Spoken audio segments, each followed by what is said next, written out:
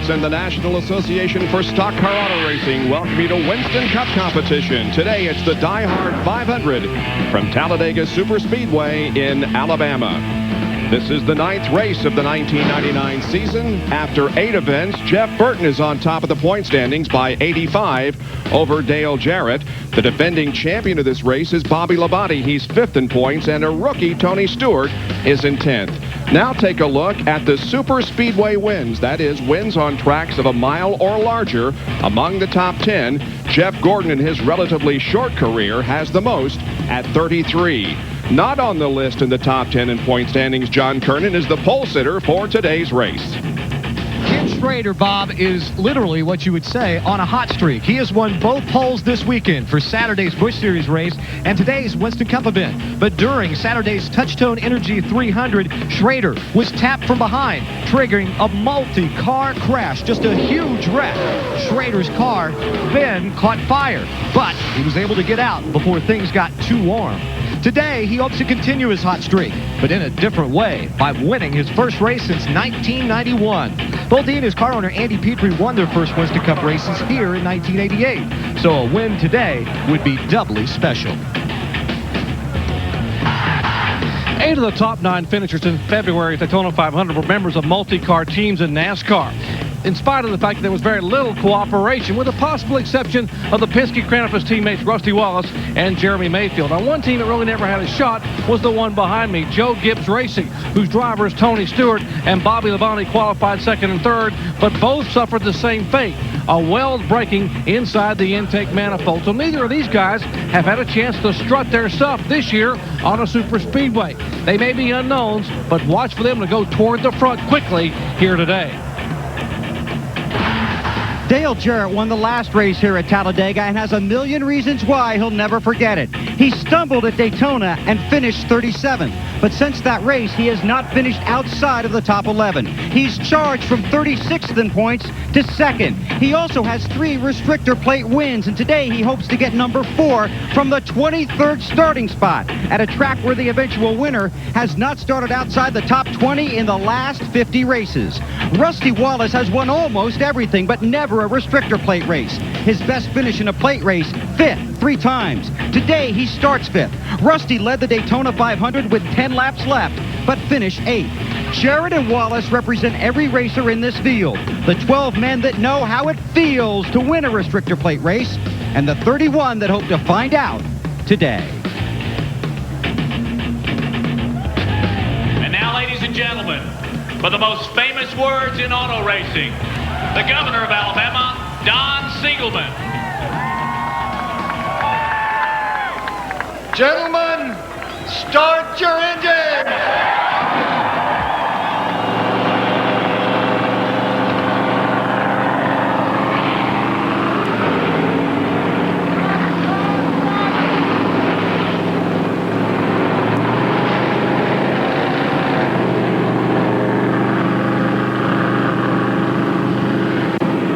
Good afternoon, everyone. I'm Bob Jenkins. The engines have been fired, and we're almost ready to go racing here at Talladega. The fastest stock car race in history, over 188 miles an hour, was 2 years ago here, won by Mark Martin. That race was caution-free. That doesn't happen very much here at this huge facility. Benny Parsons, seems like that whenever we have a race here, everybody's asking, when is the big one going to occur? And at Talladega, the big one is the crash. And sometimes it involves 5 cars. Sometimes it involves up to 20 race cars. And we never know. It could happen the first lap. It literally could happen the last lap, because we'll see 25, 30 cars running together all day long, side by side, nose to tail. There's nothing they can do. All the cars are practically the same speed.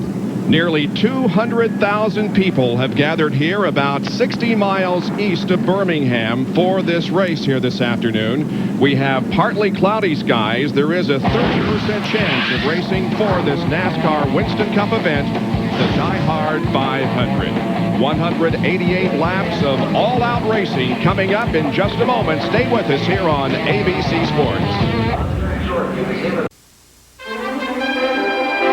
The DieHard 500 on ABC Sports.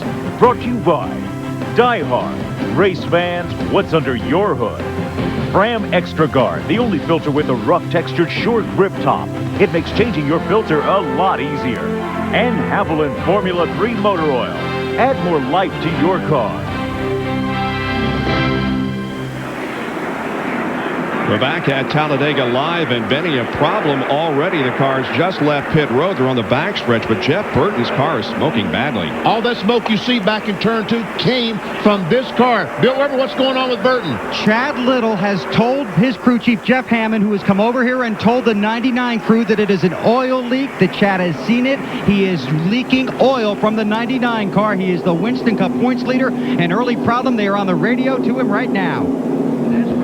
It looks like it's coming out the exhaust pipe, Bill. Like when he hits the throttle, that smoke is coming from the exhaust pipe, like maybe it's a burned piston. See, that is the exhaust pipe right in front of the left rear tire. Oh, what a disaster this could be for the points leader. Jeff Burton with 2 wins already in 1999 and was looking forward to a race here this afternoon because he had qualified 3rd fastest. But problem has developed here on the parade lap. And look at all this, but it does it more in the turns. When the car is on the 33-degree bank and you're at the racetrack, it seems to smoke a little bit more. On the backstretch, it was not nearly that much smoke, so I don't know. Bill Weber has more. Well, you always talk about teammates here at Talladega. Mark Martin is Jeff Burton's teammate. Mark Martin has eyeballed it. He said it's something leaking out of the exhaust. Apparently, Mark has called it a major problem. They're getting jack stands down here on pit road. They have the jack out. They're waiting to see if they're going to bring Burton down pit road. Here he comes, Bill. He's coming to you because he has to stop. There's no way that NASCAR will allow him to start the race smoking the way he is. Ironically, he finished last in this race last year because of engine failure after 51 laps, and the hood is up on the 99 car. And they are searching frantically. Burton has refired the engine. It continues to smoke, billowing from the exhaust pipes here on pit road. They'll jack it up on the left-hand side. They're going to try and put jack stands underneath it, see if they can find the source of the leak. Of course, if they do get it fixed and get him back out, Jeff Burton will be forced to go to the end of the field. He will start at the back of the field now after an outstanding qualifying run. Well, if it's only a loose oil line, it would be repairable, but this looks like an internal engine problem, doesn't it? The strange thing is, once again, the car is sitting there, the car is running, and we don't see nearly as much smoke as we saw when the car was on the 33-degree banking. Well, while they're working, we'll take a look at the field. 20 Fords, 15 Chevys, and 8 Pontiacs comprise the 43-car starting lineup. Ford has the manufacturer's points lead going into this event. Now let's take a look at the Everstart Walmart grid for today's race. On the pole is Ken Schrader, his 2nd consecutive pole here at Talladega, and last year's winner Bobby Labonte is on the outside. In the 2nd row, supposed to be Jeff Burton, although he's on pit road right now. Car begins to roll from there.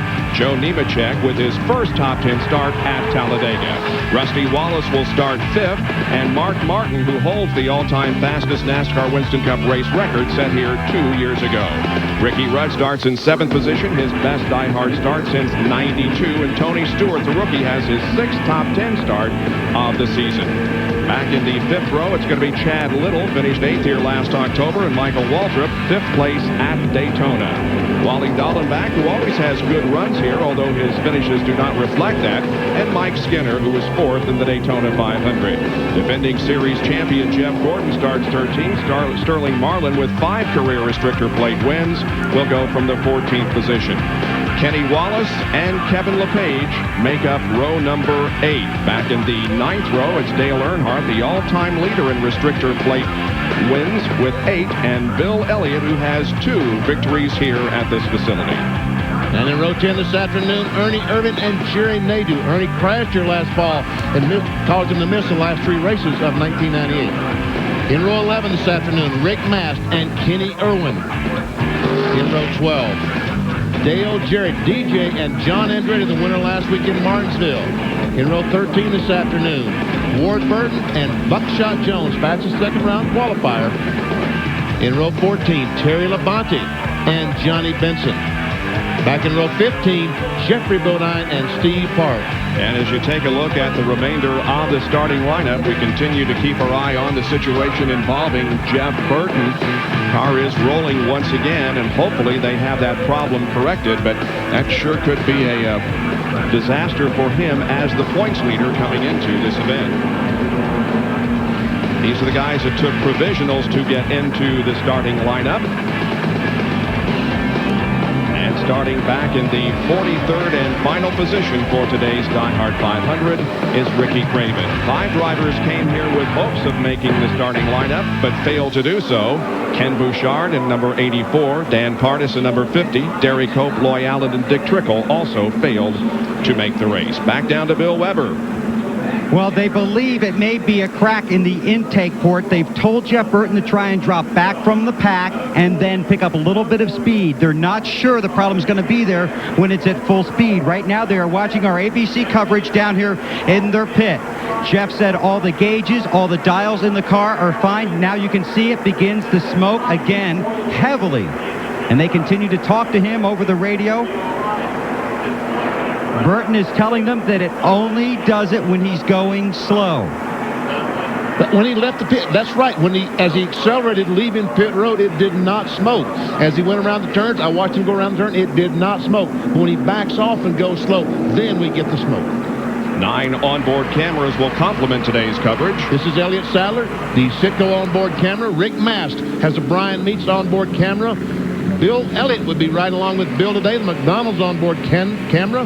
Sterling Marlin, the Coors Light Chevrolet, will be riding with him.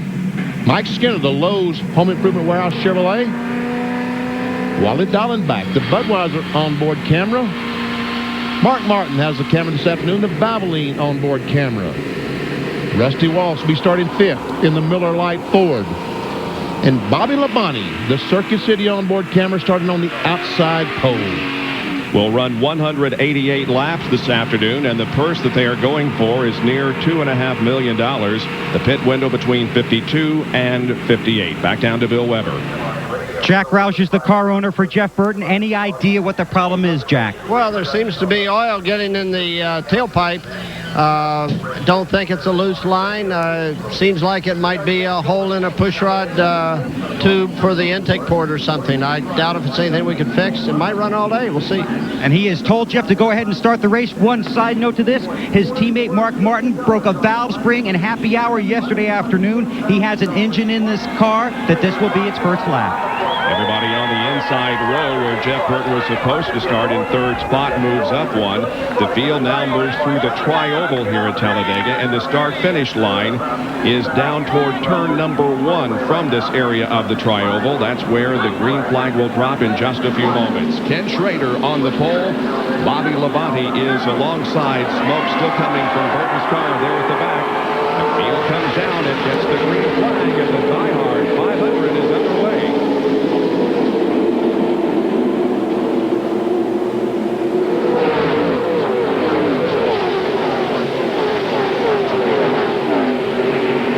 And there's Jeff Burton's car, the points leader, and it's not smoking as he accelerates up to speed.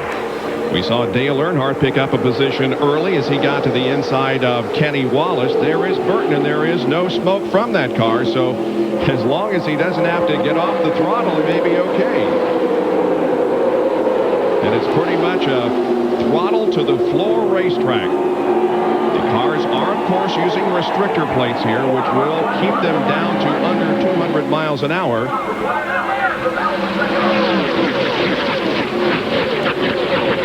And it will take them at least 1 lap to get up to full speed. Bobby Labonte comes through the tri-oval and will lead lap number 1 with Rusty Wallace right behind him. And the first lap is run at 163.8. It'll be about 20-25 miles an hour or more faster than that on lap number 2. Some of our spotters said there might be smoke out the back of Mark Martin's car. Bill Weber just told you that was the first lap on this car.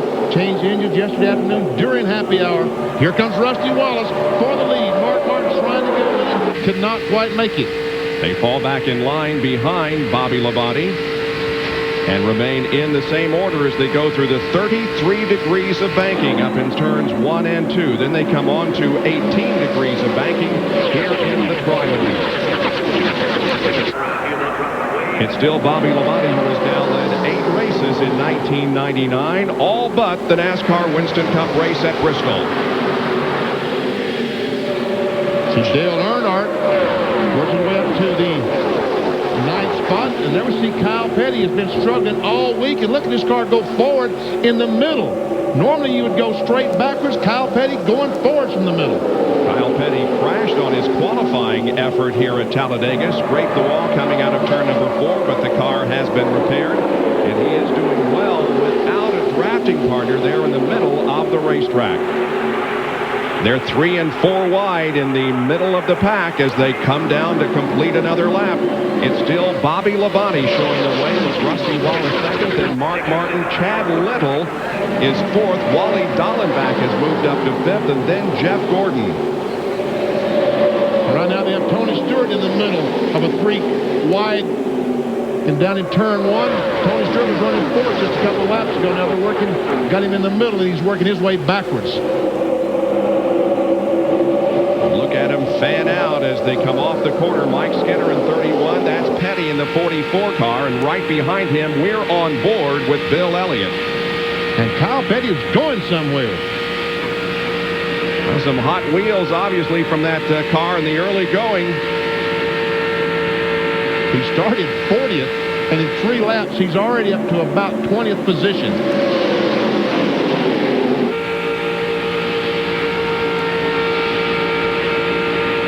Everybody pretty much 2 by 2 now as they come around, except for the first 3. And this lap is 193.181. This is Sterling Marlin following Ernie Irvan down through turn 1.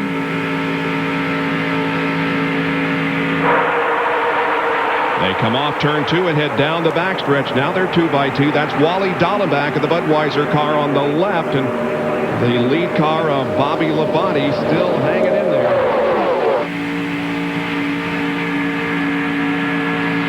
Let's go to the taste of the race. Brian needs telemetry, and we'll just see what kind of speed and RPM that Sterling Marlin will get as he accelerates down the front straightaway. And that bottom line is the brake indicator, but I don't think we're going to see that. No, we won't. 197, 198, around 200 miles per hour, around 7,200 RPMs. 208, 207 miles per hour. And here he goes. There he just touches the brakes a little bit because he never backs off the throttle, but he has to touch the brake to keep him running in to these other cars as he goes down into the turn. That's Michael Waltrip up ahead in car number 7. And there is Burton as he works his way through traffic. And Wally Dallenbach and his teammate Jeff Gordon have used that outside line, and they've worked themselves up right beside the leader, Bobby Labonte. Jeff Burton has come up to 33rd from his 43rd starting position. He started in the tail of the field because of an early pit stop due to heavy smoke pouring from that car, but it does not show any signs of smoking now. They're 3 wide through here. He's right behind Kenny Irwin in car number 28. Bill Weber has another update from the pit road. Well, right now they have told Jeff Burton just to be very patient, that there is no smoke coming from his car. They really believe at speed they're going to be fine. Here are their greatest concerns. Anytime the caution flag comes out, when they'll have to slow down, and certainly anytime they come to pit road.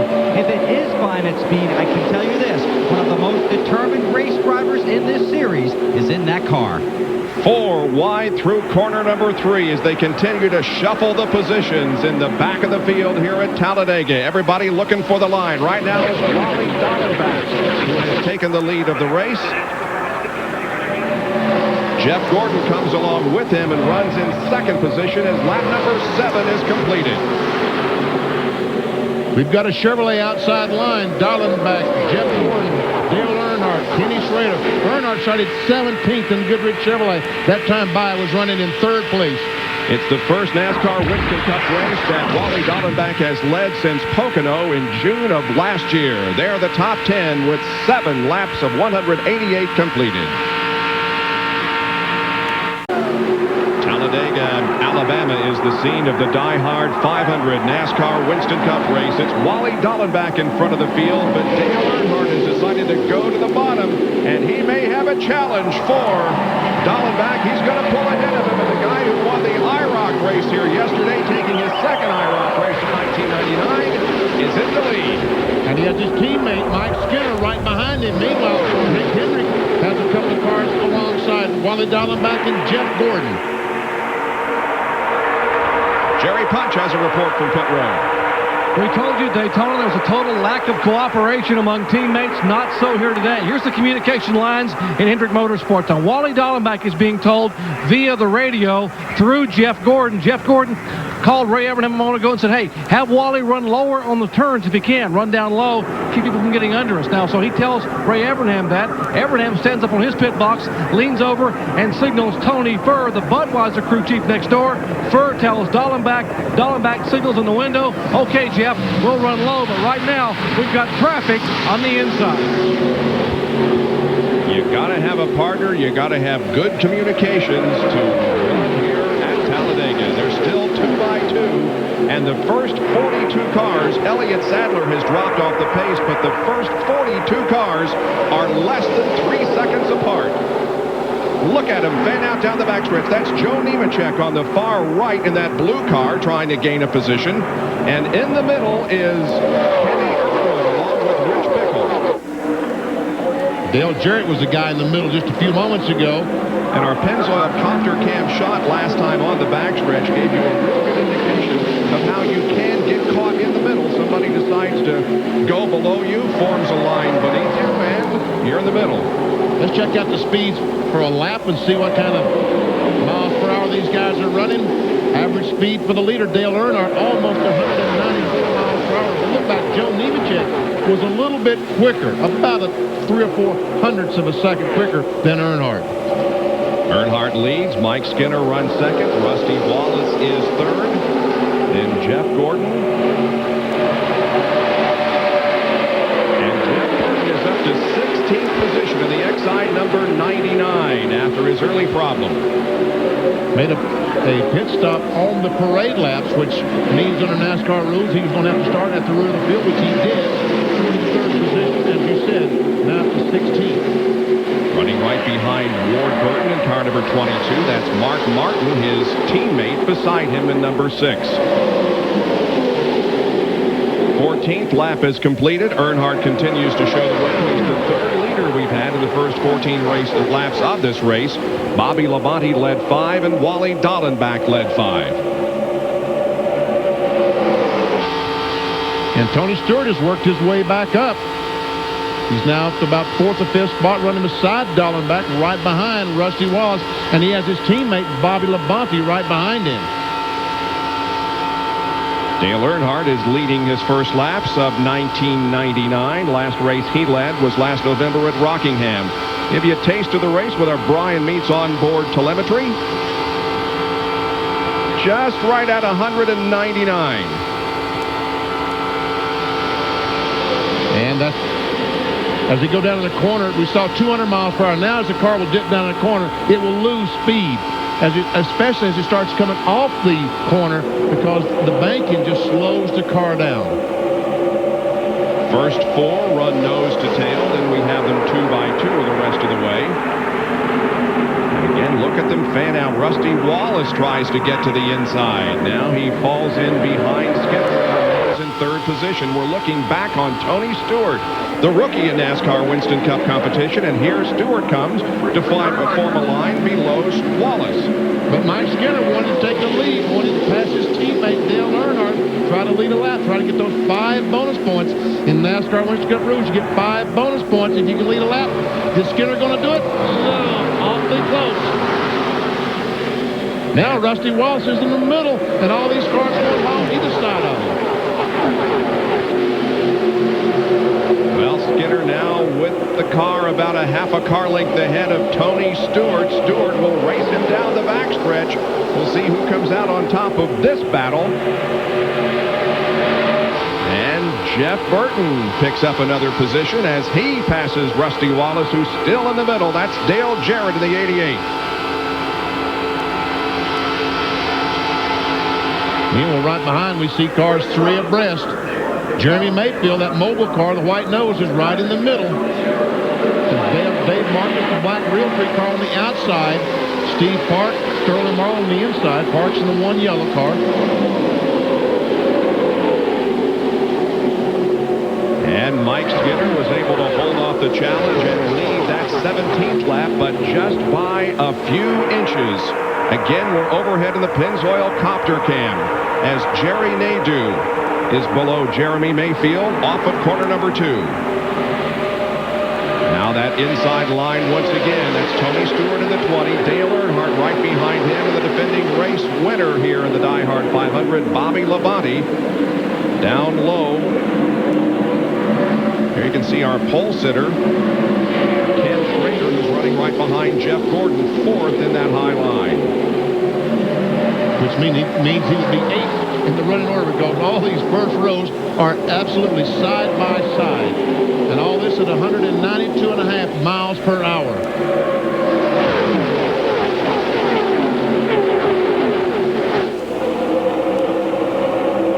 A scary moment a few seconds ago for Jeremy Mayfield. We had the action from the onboard camera of Sterling Marlin. We'll show to you here in just a second as they run down the backstretch once again. Here it is. Let's see what happened to Jeremy. Well, see, he's in the middle, and there's going to be, he and the 28 car gets side by side, makes some contact. Jeremy goes up the hill, but guess what? There was somebody up the hill, the spot he was trying to go. Now, here comes Earnhardt on the inside. Perfect example of how Tony Stewart is going to go to the middle now as Dale Earnhardt leads the bottom charge. No, Tony was able to get back behind Earnhardt, so it won't cost him that much. He did lose a couple of positions. Now he's got his teammate Bobby Labonte right behind him. We're on board with him. This is the Interstate Batteries Circuit City onboard camera of Bobby Labonte. His teammate Tony Stewart right in front. Jeff Gordon on the outside. Mike Skinner led 74 laps here last fall in the race at Talladega. And he had a real good run at Daytona, finishing in 4th position. Right now he continues to lead here. He's led the last 5 laps.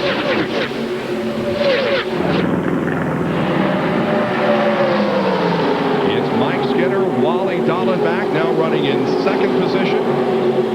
3rd is Gordon. 4th, Dale Earnhardt. And 5th is the pole sitter, Ken Schrader. But positions are changing quickly here as the NASCAR Winston Cup Series visits Talladega. More after these messages and a word from our ABC stations. ABC Sports back live at Talladega Superspeedway in Alabama for the DieHard 500. And anxiety already. That's Frankie Stoddard, the crew chief on Jeff Burton's car. He had problems at the very beginning. Dave Charpentier from Wally Dallenbach's crew watching his driver have a very strong run here in the early going. 23 laps have been completed. We're on board with Wally Dallenbach right now. The leader of the race is Dale Earnhardt. I think when we went to break, Mike Skinner was at the front of the field. Well, he's now 14th. We see the Joe Gibbs cars running 2nd and 3rd. The number 20, Tony Stewart, and also Bobby Labonte in 3rd spot. Both those cars owned by former Washington Redskins coach Joe Gibbs. It's pretty incredible, but that's just the way it is here at Talladega when you can be leading 1 lap and the next lap find yourself back in the 14th position. That was the situation with Mike Skinner. Off of corner number 4 once again. Speed still right up there. Fastest lap last time was turned by the 25 car of Wally Dallenbach at over 193.7 miles an hour. See Jeff Gordon on the inside hooked up with Michael Waltrip. Gordon in the bright orange number 24. Now I'm sorry, that's Dale Jarrett right behind him. And Jeff Burton these two guys trying to work their way to the front. Rusty Wallace, who qualified so well, is up front, has fallen back to the 17th position. He runs along with the 10 car of Ricky Rudd. That's Jerry Nadeau in the 9 car. Kenny Irwin in the 28.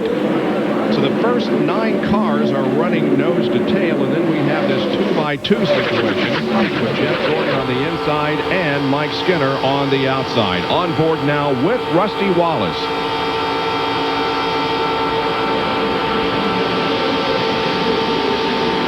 Just one top 5 for Rusty Wallace here at Talladega.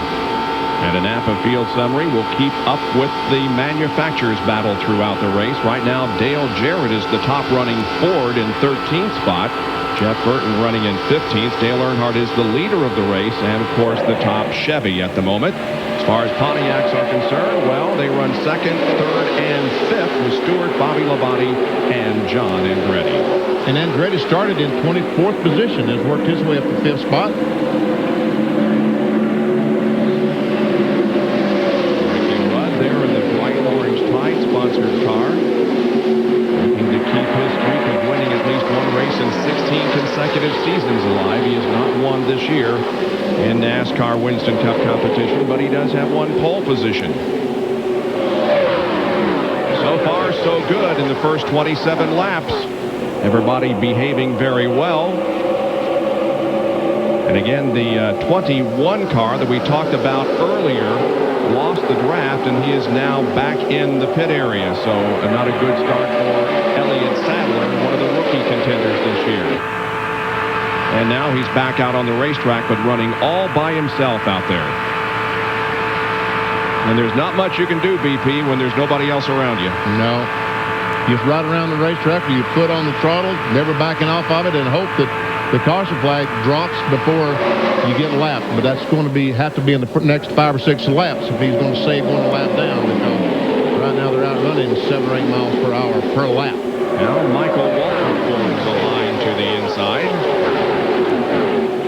In the 7th car, they're passing by the pole sitter, and right now we are on record pace, averaging more than 191.5 miles an hour.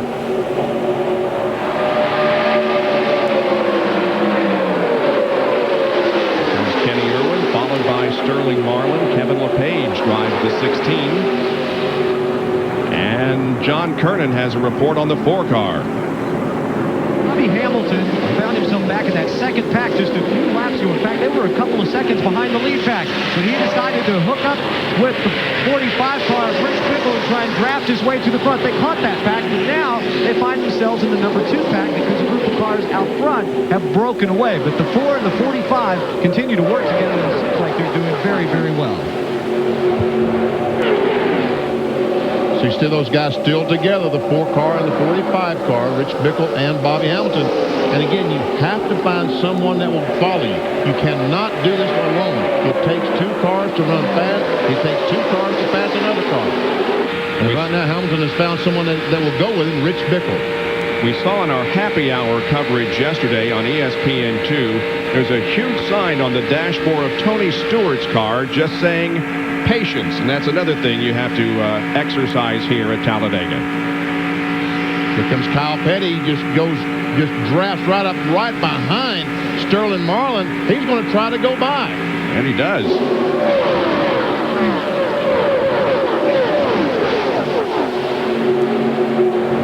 Kyle Petty running back in the 26th position right now.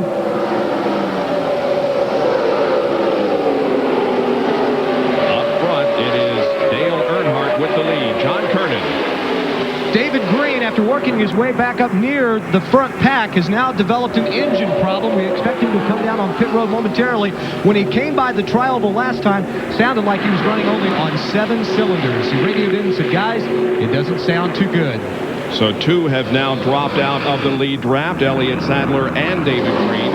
Other than that, we have the other 41 cars running about 7 seconds between them. Man, those cars were 4 abreast there for a second. And Jeff Burton in the 99 car and Dave Marcus 71 almost made contact. Still 3 wide. That is Sadler there in the middle who is being lapped. Earnhardt, Tony Stewart, Bobby Labonte are your first 3, and then Joe Nemechek runs back in the 4th position. We're 31 laps into the DieHard 500 NASCAR Winston Cup race from Talladega Superspeedway. This is Talladega Superspeedway in Alabama. The overhead shots courtesy of the Pennzoil copter cam flying around in the partly cloudy skies here this afternoon, showing you the enormity of this facility, 2.6 miles in length. Coming up right after our coverage of this NASCAR Winston Cup race, we go off-road with Pace Supercross. Jeremy McGrath clinched his 6th championship last weekend. This is the next to the last race of the season. It's from the RCA Dome in Indianapolis, and it's coming up right after our coverage this afternoon on ABC Sports. See that sign on his dash that says think. Patience, think, same thing. Here is Dale Earnhardt continuing to lead this race. Tony Stewart second. Bobby Labonte is third. We've noticed that the 41 car of David Green has pulled off the track, John Kernan. They have taken David Green's car back to the garage area. They determined it was a broken rocker arm, so they plan to go back to the garage area, change that, and get him back out on the racetrack. But they're working on that right now. Still battling side by side back here in the middle of the pack. Here comes Skinner trying to take over that 5th spot from John Andretti. It's Ward Burton, 22 car. Terry Labonte, the 5 car, we see him there last time by in the 36th, in the 12th position on lap 36. Started back in 27th, has been up as high as 8th position. And now Joe Nemechek will form a line to the inside. Nemechek in the 42 ended up 2/2000ths of a second in second place yesterday to Terry Labonte in the Busch race that you saw on ABC Sports yesterday. On board with Mike Skinner. Bill has more on Joe Nemechek, who so far has a good run here this afternoon. And, Bob, as you mentioned, a good run for the 2nd consecutive day. Now, throughout this season, there's been a growing controversy whether NASCAR Winston Cup drivers should compete in the NASCAR Busch support races here on Saturday. Nemechek ran in the support race here yesterday and finished 0.02 of a second behind Terry Labonte. Actually, he finished right next to him in a photo finish. They said they didn't learn anything in that race for this one, but what it did help do was build confidence for Nemechek. In happy hour, they tried a rear-end gear change that did not work, so they went back to what they had in the car earlier, and Nemechek was extremely happy with how his car was going to perform today. Tony Stewart going to the lead, Nemechek trapped in the middle. Indeed, Tony Stewart has taken his Home Depot car to the front of the field. And this is the 3rd race of 1999 that he has led as a rookie. And Jerry has more on this rookie from Indianapolis. Jerry? Bob, you got to love the innocence and honesty of the rookie driver, Tony Stewart. The last 5 laps kept begging his crew chief, Greg Zipadelli, let me make a move. I want my 5 bonus points. Greg said, no, stay where you are. Stay behind the 3 car, 18 behind you. Your time will come. Well, finally, Tony won the battle last time by, decided to make a move and go around Earnhardt to lead a lap. They reminded Stewart, taking on Earnhardt at Talladega is like taking on Michael Jordan one-on-one. You may win one battle, but you're not going to win many, so have fun while you're there. And by the way, Tony also said, hey, guys, drafting is crazy. You pull it behind the car, it's like a vacuum cleaner. It sucks you right up to it. Man, this is fun.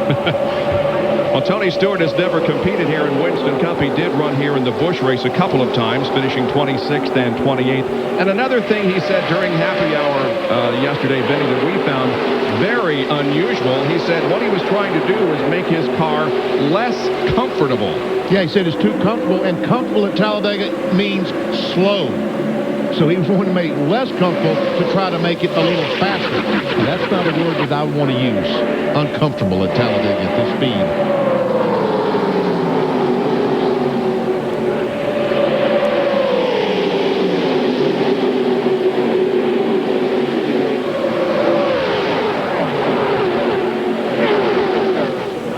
In the first 4 races of 1999, he was 19th in points and had an average finish of 24.3. He's a quick learner in Winston Cup. The last 4 races have moved him to 10th in the point standings and an average finish of 11.1.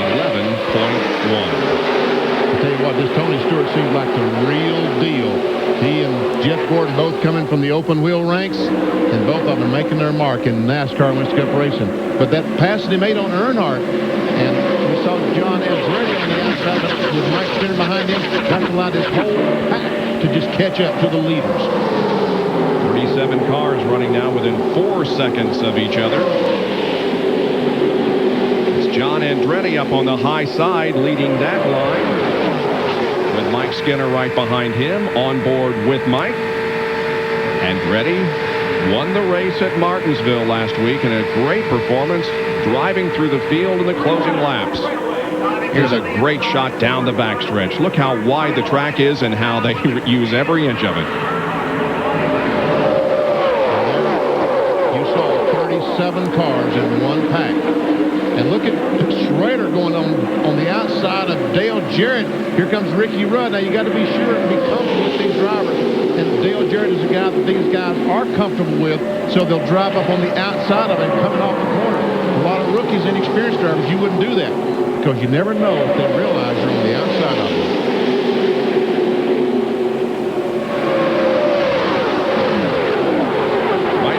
It looks like pretty much a General Motors field up front, and I recall you saying at Daytona that you thought the Fords would struggle a bit there. Now, it seems to be the same way here. Yes, at Daytona, Talladega, the super speedways, I think the Fords do struggle because they have a little more downforce, a little more drag than the GM cars. Dave Marcus started back in 32nd position in the 71 machine, and he is now running in 11th. Wow. Jeff Burton, the NASCAR Whiskey Cup points leader. Dave Marcus is in his 57th race here at Talladega. He is a former winner. He won here in August of 1976. And I'm sure there's a lot of fans at home right now would love to see Dave Marcus win the DieHard 500 today.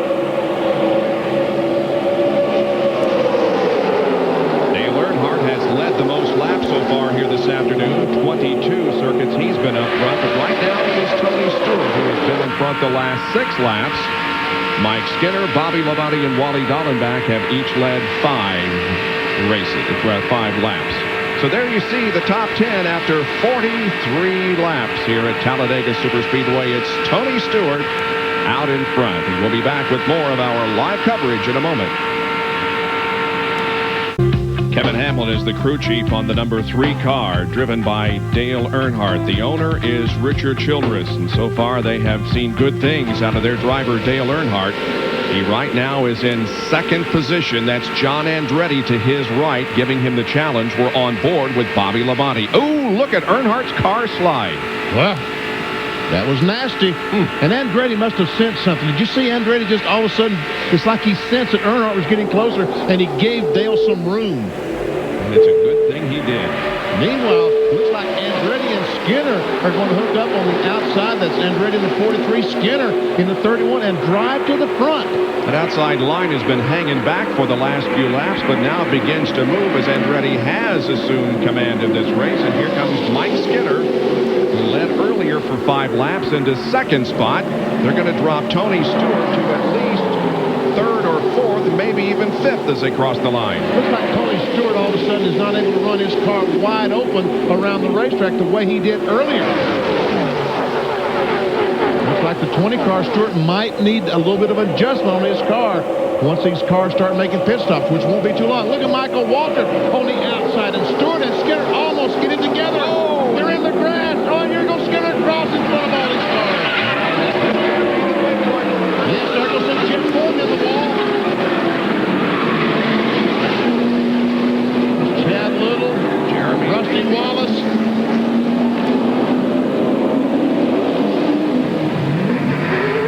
This is Mike Skinner, and he's stuck. It rained heavily last night. And look at the damage on Jeff Gordon's DuPont Chevrolet. And Rusty Wallace's car also heavily damaged and stopped in turn 3. There you can see how Mike Skinner is not able to get away from his spot out there in turn 3. Jeff Gordon able to get that car started and rolling again as the field comes by. But barely able to move the car, so heavily damaged. Chad Little remains immobile, as does Rusty Wallace. You see Rusty moving around. I would guess that the damage to the nose of this car, Rusty's car, he hit, it looks like he might have hit Jeff Gordon in the right side.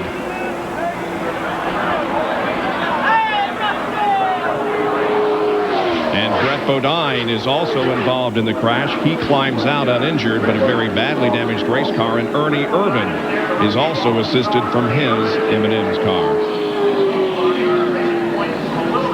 And look at the damage on Jeff's car. Oh, my goodness. That car looks to be a wipeout. That's the worst spot you can hit this car. You can hit these cars. We see him trying to get back to pit road. Gordon has had finishes of 39th and 43rd already this year. 39th coming at Rockingham and finished 43rd last at Texas. And it's going to be another disappointing finish for Jeff Gordon, the defending series champion. Let's take a look at what happened again. Here they are moving off of corner number 2. Watch the right of your screen. Mike Skinner and Tony Stewart right in here are going to make contact. And somehow they get in the grass.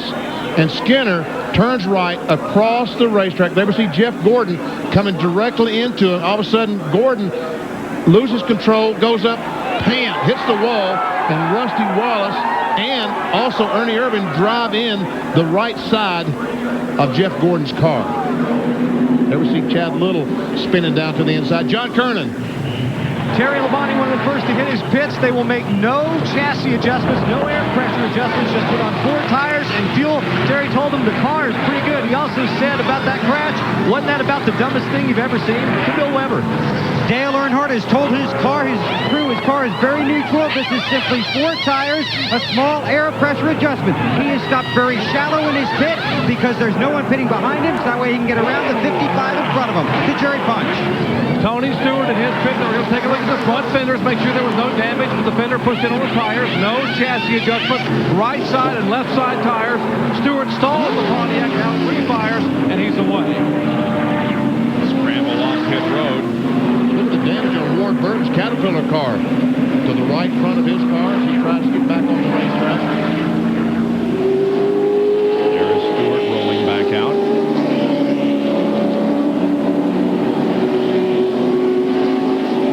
And now they will assess the damage to these cars that have been involved in the accident up in turn number 3. Actually down the backstretch is where it all started. There's the Pennzoil copy cam. There you see I think a little bit of contact between Stewart and Skinner, not allowing Skinner to get back on the racetrack and get on the dirt and spin. Look at Jeff Burton, the points leader. How close did he come to Skinner as he went by? There is Chad Little sliding to the inside. Brett Bodine being involved in the crash. Running into Rusty Wallace down there. There he goes in the inside wall. And now from Rusty Wallace's onboard camera.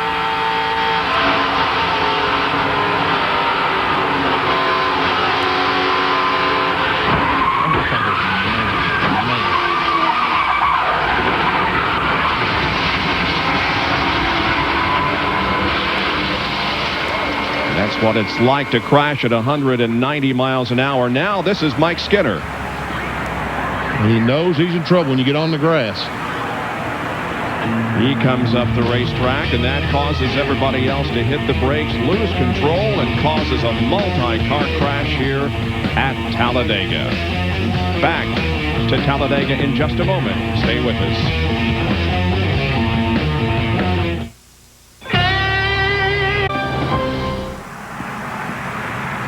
Thanks very much, Robin, and welcome back to Talladega as we are still under caution.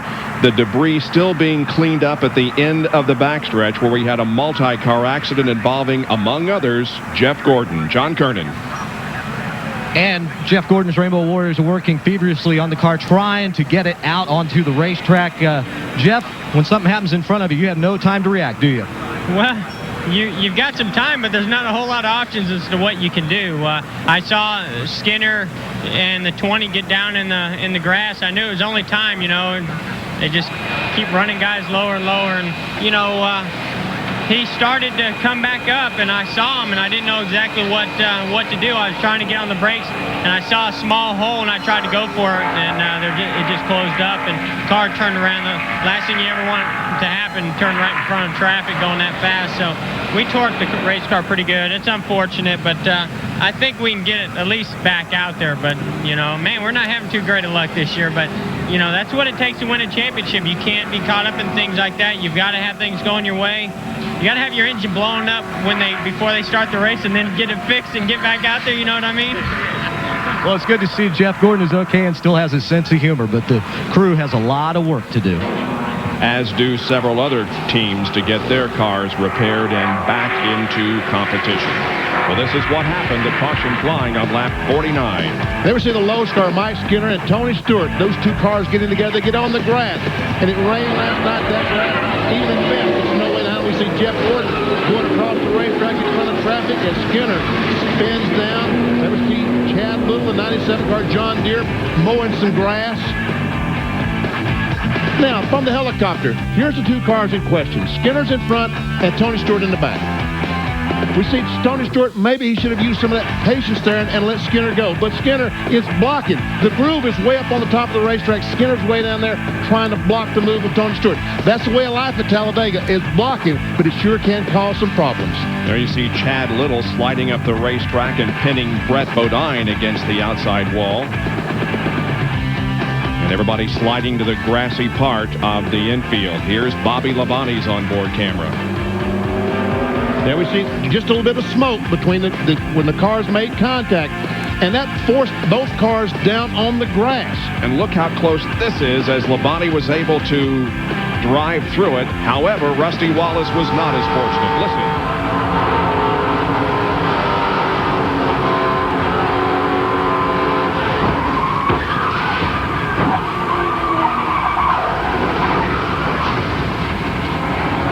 He hit wide open.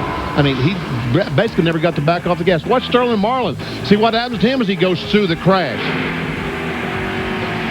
Now, he's already backed off. His spotter is really on the ball. He has already backed off. Cars on the outside crashing, cars on the inside, and all of a sudden, Sterling said, where'd the racetrack go? Let me go up here. Let's see. Feeling my way. Ha! Made it through. Wasn't that a great job? And look at Jeff Burton on these slow speeds, smoking so badly. As long as he's on the accelerator, he's okay. But when he backs off, we have huge puffs of smoke coming from Jeff Burton's car. We will get a report on him and several others who were involved in this crash on the 49th lap at the DieHard 500. A 7-car crash on the 49th lap here at Talladega has put us under caution. Now, emotions run very high, not only on the racetrack, but also back in the garage area. Now, when they move Mike Skinner's car back into the garage area, watch what happens as the workers free the car. He's going to get up and try. See, they were trying to get the hood to the air not to blow the hood back, so they had some bungee cords on it. He was up there just to take the bungee cords off, and he stood up on the nose of the race car, and Larry McGrinnell said, man, get off my car right now. Down to Bill Weber. And they continue to work on the Lowe's Chevrolet. The suspension is good. They believe the transmission is good. They want to replace the nose piece. They're going to spot weld that. Mike Skinner, you've had great success here, but not today. Walk us through what happened back there. Well, it was just a racing deal, you know. I guess Tony Stewart had a little run on us there and maybe got a little bit anxious and got into the back of our Lowe's Chevrolet, and we went for a hell of a ride back there. But, you know, we're going to get this Lowe's Chevy back out, do the best we can. I know he never would do that on purpose, so, you know, it's just one of those racing deals. What can we say? We'll get back out there and get all the Winston Cup points we can and get Lowe's a little more recognition. Those normally don't happen early in the race, Mike. Well, I see a guy named Mike Skinner do stupid stuff like that his rookie year, so I can't say nothing. This team is racing for the championship. They will try and get back out on the track and get some points. To John Kernan. Rusty Wallace is in the garage area talking to members of the media. Rusty, you said you kind of expected that to happen. It was a little too wild out there for the few laps before that. Yeah, it really was. It got way too wild early, and you expect it to happen at Talladega. You hope it doesn't. And I had a good car. I got shuffled to the back early. I thought Earnhardt had a problem early. I was running second, and he pulled over and motioned to 31 to go by him. I said, boy, he must have went on 7. So I shot to the outside to go to 31, and when that happened, he picked the throttle back up. I guess he was just letting the 31 lead 5 laps or something, or they get 5 points. But boy, that move right there got me behind, and I got all the way to back. Then I got back up to the front. But everybody was running 3, and then sometimes 4 wide, and like I say, you knew it was going to happen. You just didn't know when. And when I saw guys down the back straightaway in the grass, I expected it. Well, Rusty is okay. His crew is working on the car, trying to get it back out there. Let's go to Dr. Jerry Punch. Greg Zippodelli is a crew chief for Tony Stewart. Greg, from talking with Tony, what is your take on what happened back there? He just said that Skinner started to cut down on him, crowded him. We got down in the grass, and they touched when we were in the grass and the 31 was in the grass. I mean, it's a shame the Home Depot 20 was running real well today, and we'll just have to be patient and work our way back to the front. Damage on your car? It doesn't look like anything serious. Looks like around the headlight doors a little bit of damage, but the balance is still a good tag, and the right front fender is all right. All right, that's Greg Zipadelli on the Tony Stewart car. Back to Bill. Jeff Burton qualified third, but had to start 43rd after an apparent oil leak early in this race before the green flag ever came out. Frank Stoddard is his crew chief. You're 29th now. What is the condition of your engine? The motor's great. There's not any problem at all. We just came in and checked it to see what the oil level was, just in case. Oil level was fine. It was within 1/8 of an inch of where we started the race. We went ahead and threw a cord in just to be precautious about anything developing later on in the race, and we already had the cover apart. But it's going to be a good day. I don't see any problem with the motor. The guys, it's unfortunate the thing's smoking. Really not sure what it is. The guys did a great job building these motors this year, and they worked hard on them, and real proud that the X-Side car is running as good as it is today. This could be the most dangerous part of the race for you because it doesn't seem to have the problem at full speed. No, it doesn't have the problem at full speed. It's only when he lets off for some reason. It may be just a little small pinhole somewhere in the intake or intake port or something like that. Really nothing serious that we think it can get any worse. I'm looking forward to the rest of the day, just trying to stay out of trouble and finish this thing. Green flag is about to come out once again. The cars on the lead lap are lined up to the outside, and that includes all but two. The 21 of Elliott Sadler, the 41 of David Green, 18 laps down. There are 7 cars back in the garage area being repaired. John Andretti is the leader of the race. We've been told by NASCAR that when Mike Skinner's car is fixed, he must report to his pit stall to serve a penalty, and he and his crew chief have both been asked to report to NASCAR at the conclusion of the race. It's Andretti, Bobby Labonte, and Terry Labonte, the front 3, followed by then Dale Earnhardt and Michael Waltrip. You saw that damage on the nose of Ward Burton's Caterpillar car on pit road. That accident happened on pit road. That damage that he sustained was on pit road, not in the crash on the backstretch. And there we see the new right front fender nose piece on Ward Burton's car.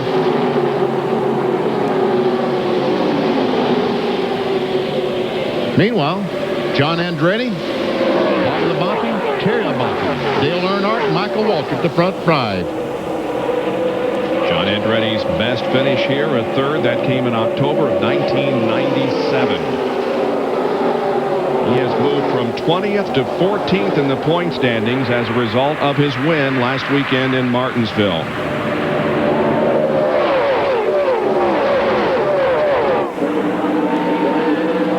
Here's a Napa field summary showing you the point standings right now, and these will change as the afternoon goes along, depending upon where the particular driver is running in the race. Terry Labonte has moved up 2 positions as of right now into the top 5. Meanwhile, on the racetrack, we see Dale Earnhardt mounting another charge as he has drafting help from Michael Waltrip and others, and will pass by John Andretti. And he goes to the front on the outside the same way he did in the IROC race yesterday. But here comes Andretti back up off the corner, and look how close those cars are. And here comes Michael Waltrip. As those 2 guys got side by side and slowed down, Michael said, "Come on, guys, let me try to lead this thing." 3 abreast in turn 1. Well, Turn 3. Who gives? Is anybody going to, or will they drive through that corner 3 wide? Indeed they are, and look at Mark Martin charge up behind the Terry Labonte car on the low side. But now Andretti is in the middle, and it looks like he's going to be left behind here. Right along with Mark Martin's Valvoline Ford as he closes up on the back of Terry Labonte. Gets a great run. Is he going to try to make it 3 wide? Sure looks like it. And there's Kenny Wallace now on the bottom of the racetrack. He has a good race going. Still 3 abreast through the corner. That's Martin, Terry Labonte, and Ricky Rudd. 1, 2, 3.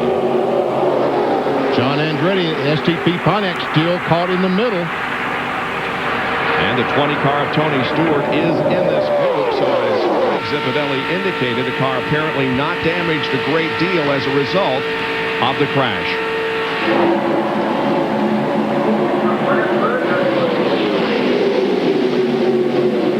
Jerry has a report on Wally Dallenbach. Jerry?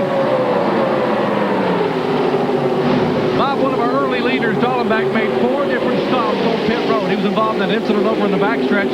The fender brace in the right front was actually broken loose. They have some sheet metal damage in the right front. They popped riveted the brace back in position. They put a couple of tape patches. The nose of the car, the hood actually is pushed down. The car not nearly as aerodynamic or fast as it was earlier, but he is trying to hang on the lead lap, currently in 31st position of the 33 cars that are on the lead lap. They made some repairs, but need another caution flag to get some more repair work done on the right front fender. Stollenbach led 5 laps earlier in the race. There you can see the damage on the front end of the car and the tape that has gone on it. And up front, it continues to be Dale Earnhardt looking for his second victory here at Talladega this weekend. Yesterday, now Dale Jarrett runs in second spot. It's Michael Waltrip in third, then Mark Martin. The outside line forms, and Bobby Labonte is at the front of it.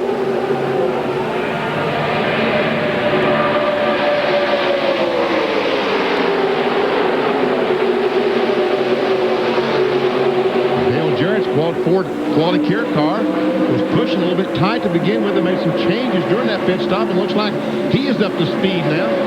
It looks like the Fords are beginning to come on, because of course Jarrett is in a Ford. Mark Martin's in a Ford, so right now we've got 2 of the front 4 in the Ford Taurus. Dale Earnhardt, who will celebrate his 48th birthday on Thursday, is at the front of the field. He has led the most laps so far, 26. There are 33 cars on the lead lap, and they're running within 5 seconds of each other. The top 10, Earnhardt, Jarrett, Waltrip, Labonte, Martin, Rudd, Wallace, Labonte, Stewart, and Hamilton. Next Saturday, 2 o'clock Eastern Time, we'll bring you the Auto Club 300 for the Busch Series Grand National Division at California Speedway, where Dale Earnhardt Jr. is the defending champion. And then at 4:30 live, the 125th Run for the Roses at Churchill Downs. That's next Saturday here on ABC. Well, right now, DJ Dale Jarrett getting hustled to the back after seeing Michael Waltrip in the 7 car going to the lead with some help from maybe Mark Martin on the outside. Yes, he and Michael Waltrip trying to go to the front.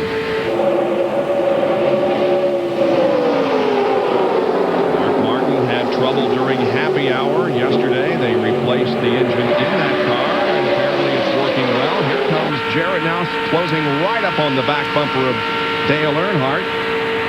This is Bobby Labonte's view, and up ahead is Stewart. They're teammates. These 2 cars, the number 20 Home Depot and Bobby Labonte, are teammates. Meanwhile, we've got Dale Earnhardt and Dale Jarrett trying to hook up, trying to get to the front. And Benny, looks like that 20 car is okay. Sure does. And right now in front of Tony Stewart is Kenny Wallace.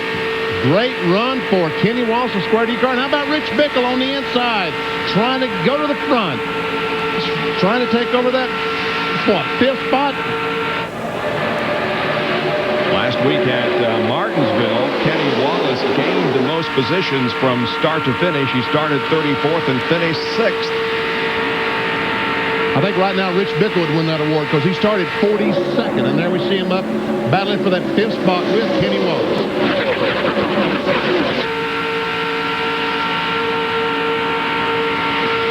Michael Walters is the 9th leader that we have had in the race so far in the first 68 laps. Dale Earnhardt has led the most, 30.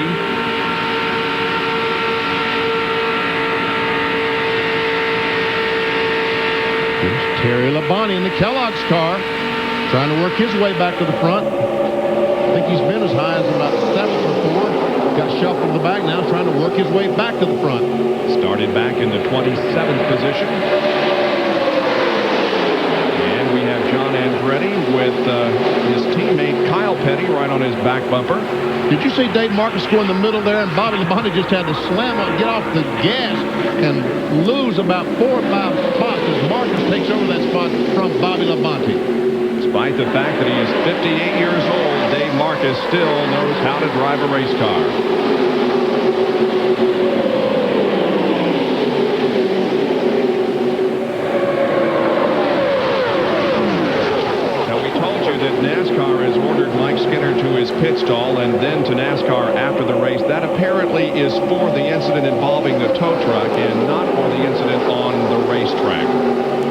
guess NASCAR is viewing that as a racing accident, which it certainly was. I mean, there was no intentions on anybody's part to cause that crash. Martin had hopes of getting into the lead. Here is Martin running in second position. He has not yet led today. Now, 2 cars did lead during that caution we have not told you about. Darrell Waltrip was up front for 2 laps, and Robert Presley also credited with leading 1 lap. And right there in front of Mark, just right in front of that 7 car, is 5 bonus points for Mark Martin. Just right in front of that 7 car. Very important, of course, for the run for the championship. Each driver that leads this race will receive 5 bonus points. The driver who leads the most laps in a race is also given an additional 5 points. There is Dallenbach, who once again is trying to work his way up through the field despite the damage on the nose of the car. And Kenny Wallace is working his way back right almost in the front bumper of John Andretti's car. It was a close moment. 3 wide once again as Dallenbach goes to the inside. When you talk about spending hours and hours and days in the wind tunnel to get your car aerodynamic, that thing is less than perfect aerodynamically, but Dallenbach's car is still running well. Well, his biggest assist right now is that car directly in front of him. As long as he can stay in that draft, he'll let that 43 car break the air for him. Let's go inside with Dallenbach and see, just touching the brake, down the back, keeping his left foot right on top of the brake. He'll never back off the throttle. You can hear he never backs off, but to slow the car down, touches that brake. Got up to almost 40% of brake at one point, still in the teens and 20s. Jerry Punch has more. After the accident, one of the crew members was concerned about all the time they'd spent massaging that car in the wind tunnel to get it ready to come here, and asked the crew chief, Tony Furr, will it be aerodynamic? Tony said, yeah, we're going to fix it. He reached down and put about 20 feet of duct tape and took a pry bar to the hood. He said, it's fixed. Go on. Just that simple.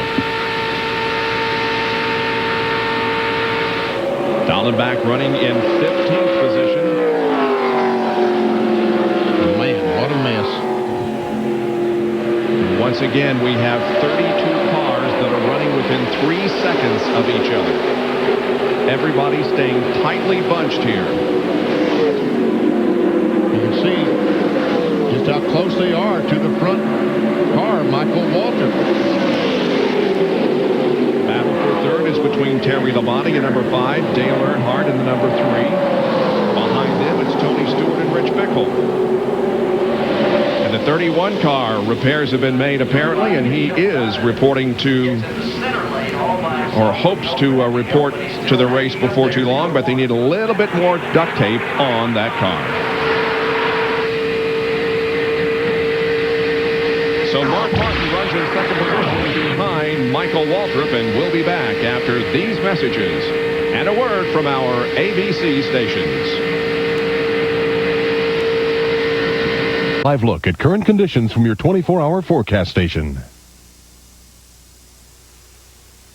It happened on lap number 49. There was contact between Mike Skinner and Tony Stewart, and it caused a chain reaction that involved up to 9 cars. Jeff Gordon, Rusty Wallace, Chad Little, Kenny Irwin, Ernie Irvin, Brett Bodine, Tony Stewart, and Jeremy Mayfield. And this big one, and let's hope that is the only big one we have today, has come considerably earlier than in some of the past races. You can see there that most of the time these big crashes happen well after the 125 lap mark, except for the DieHard in 96 when it occurred on lap 104. So let's hope that it is the last wreck we will have of that description here this afternoon. Mike Skinner is back on the racetrack. They repaired the car, and before he could go back out, he reported to his pit area and sat there with the NASCAR officials until NASCAR finally released him to go on the track. He was held for 2 laps after he came back out onto his pit stall.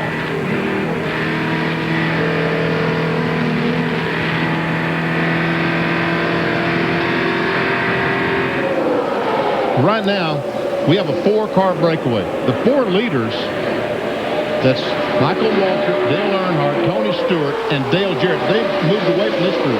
But here is from 5th all the way back to about 32nd. Terry Labonte leading this group of cars. That is Jeff Burton up on the high side, and Burton's car again continues to perform well as long as he's on the accelerator.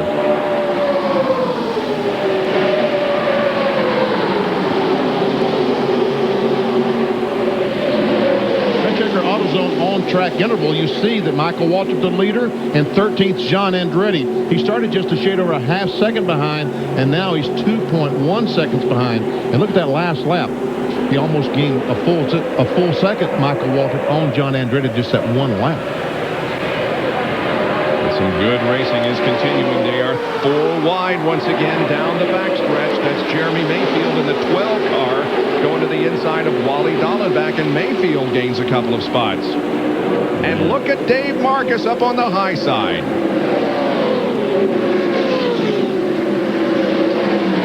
Man, these guys somehow need to get organized, or they're never going to run down the middle. Right, three wide, 3 abreast, and just side by side. Wally Dallenbach, the 25 car, right in the middle of that. There's Kenny Schrader, the pole sitter, the Stoll car, right behind Dallenbach. Boy, there was almost some contact between Marcus and Dallenbach last time through the tri-oval, but everybody survived. They continue to run 3 abreast, though. Kyle Petty, Ken Schrader, Dave Marcus.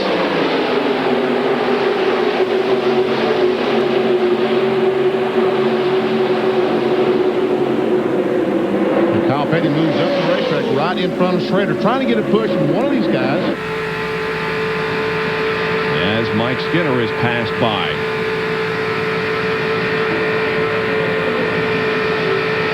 That's through the tri-oval section of the racetrack.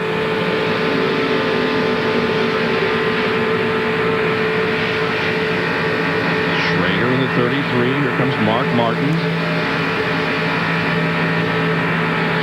Sterling Marlin in the 40. John Andretti, who led this race for 9 laps.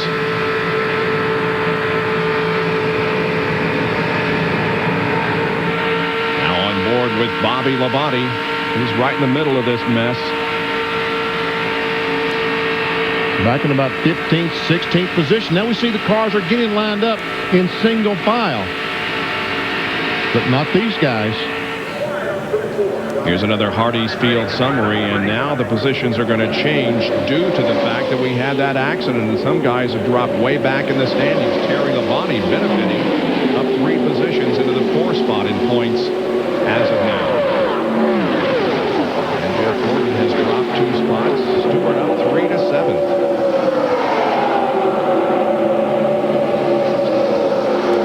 By the way, last time a rookie was in the top 10 in points was Jeff Gordon in October of 1993. And if Tony Stewart should finish in the top 10 at season's end, he would be the first rookie to finish in the top 10 since Jody Ridley in 1980. Wow. Now these cars are just one by one getting sorted out and getting in line. That's what they've got to do, Benny, as you pointed out, or they're going to get left behind. Well, they really are, because right now they're about 5 seconds behind the leader. So we have 4 cars in a breakaway, and then we have about 8 more running nose to tail. They're the top 4. Then there's this second group right there, and then we get back to this battle. Some of the cars are getting organized, but if they're trying to figure out who's going to get in line right now, no one will say, well, okay, I'll fall back and get in line. And Bill Elliott's one of those guys. He said, now, come on, guys, get in line. But you can see the line way ahead, and again, the word patience comes to mind, because if these drivers were a little more patient and would get in line, they could draft back up. But right now, they're not able to do that.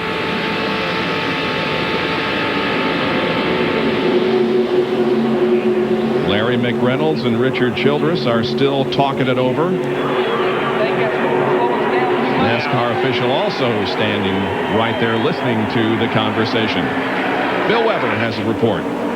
Well, what they were waiting for when Mike Skinner went out on the racetrack was for him to find one other car to run with. Richard Childress had said, don't run with that lead pack. We don't need to be there. Find a car you can run with. So Skinner pulled to the inside and ran a slow speed. Then when the lead pack went by him, he was able to hook on to the tail end of that pack. Now the point is, he's telling Childress and Larry McReynolds his car is fast enough to pass some of those other guys, but they feel the best place for him right now might be to follow rather than try and work his way forward. Mike Skinner is 30 laps down, running in the 38th position. This looks something like something out of a bad movie. It's Rusty Wallace returning as Miller Lite Ford to the racetrack, but it doesn't look much like a race car. But he will get out and complete a few laps to gain more points. 86 laps are completed at the DieHard 500.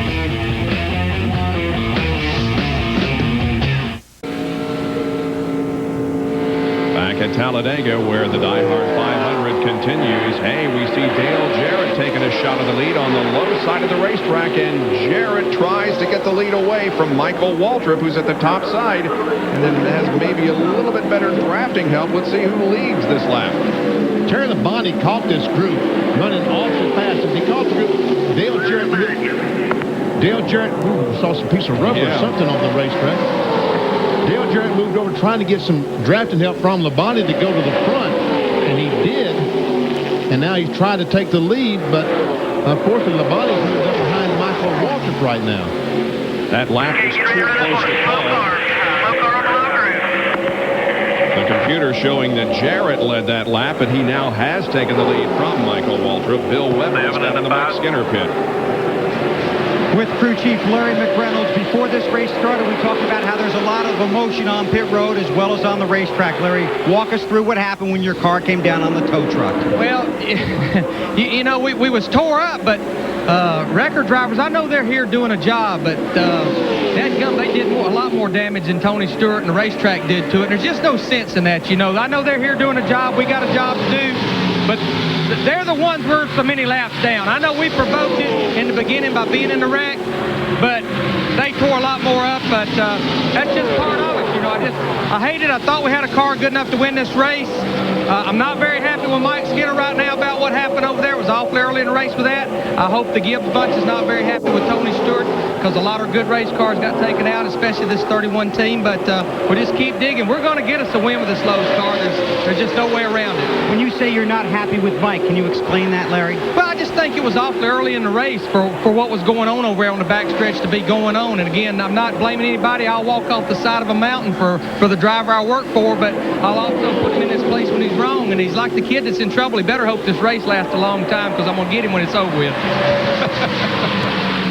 Take him out behind the barn, huh? Dale Earnhardt now the leader. Dale Jarrett, however, did get credit for leading one lap.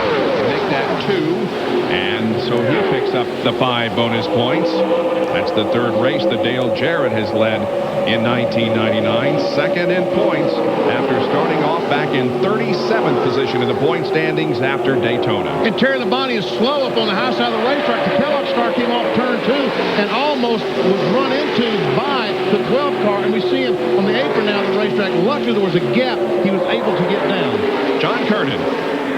Terry Labonte just radioed his crew and said it broke something. He says he thinks the flywheel came off of it. But right now, he'll be heading on to pit road. They just asked him if the motor was broken, but he says no, something flew out of it in the drive line. So he's headed to pit road to check it out. To Bill Weber.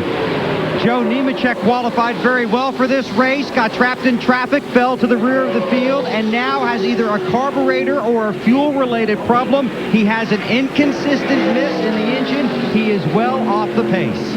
We see Kenny Irwin back on the racetrack. He was another car involved in that crash over in the back.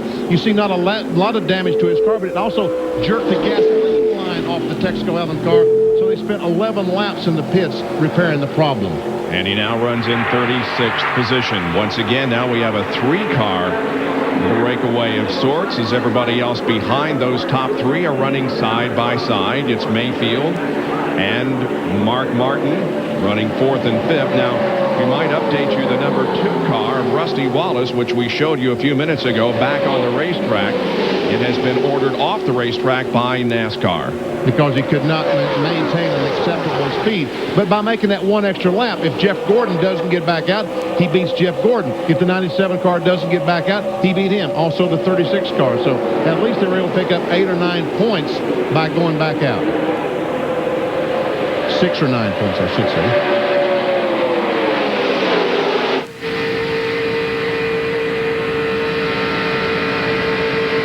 Looking back on Rich Bickle, who continues to have a good run. He's running 8th at the moment. Want to remind you that coming up next, Pace Supercross, as Paul Page will have the report from the RCA Dome in Indianapolis. The next to the last race of the 1999 season for Supercross. You see Bickle going by the 10-10, 3-4-5 car, and there's Dave Marcus trying to follow him. That time by Dave Marcus, credited for 9th spot.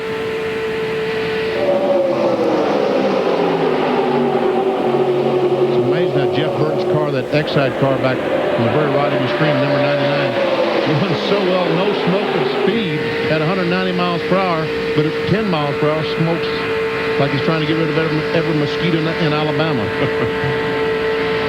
John has more on Terry Labonte. The crew is now going to change the rearing gear. They put it up on 4 jack stands. Terry fired it up, put it in gear, but the rear wheels did not turn, so they determined that the rear gear has broken on the 5 car. We are past the halfway mark. 97 laps completed. The halfway mark was 94. So let's take a look now on our Bud race recap. Dale Earnhardt, the leader. 35 of 97 laps led for Earnhardt. We've had 14 lead changes, just 1 caution period for 8 laps, but it did eliminate or at least seriously damage a lot of good race cars. Take a look at the drivers who have led laps so far. Earnhardt is at the top of that page, and he is adding to it right now. Robert Presley leading a lap under caution. Darrell Waltrip also led 2 laps under the caution. And cars off the track. Terry Labonte just went there. They're still trying to prepare Jeff Gordon and Ernie Irvin. And as far as out of the race is concerned, just 3 cars officially in that category. Rusty, Chad, and Brett. And we see Michael Waltrip trying to get alongside Dale Jarrett, take over that 2nd spot. Meanwhile, we've got Mark Martin, Dale Jarrett hooked up together, a couple of Ford Tauruses on the outside. And you see Michael Waltrip now is getting passed by Kyle Petty. Look at Kyle go. Boy, he turned sharp left, went to the inside, and picked up the spot. Up front, meanwhile, it's Jarrett with a good run on the high side of the racetrack. Mark Martin right behind him. Here they come off corner number 4 into the tri-oval once again. Wheel to wheel.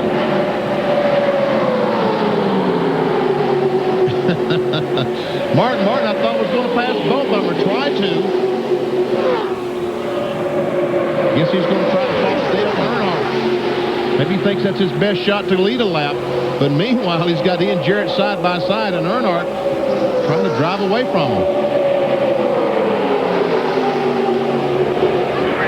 Earnhardt finished 2nd in this year's Daytona 500. Here comes Jeff Burton. He's on the inside of Kyle Petty now.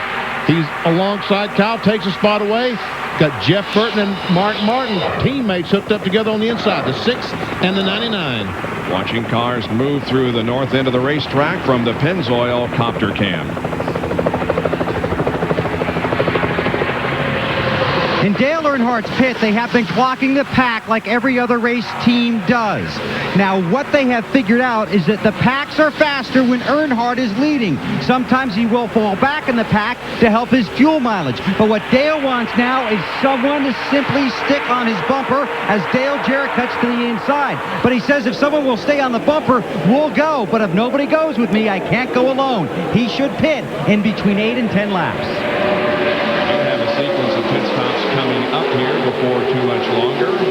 But right now, the great racing shows that Dale Jarrett is being pushed to the front, helped by Michael Waltrip. And Jarrett is going to come down and lead lap number 101.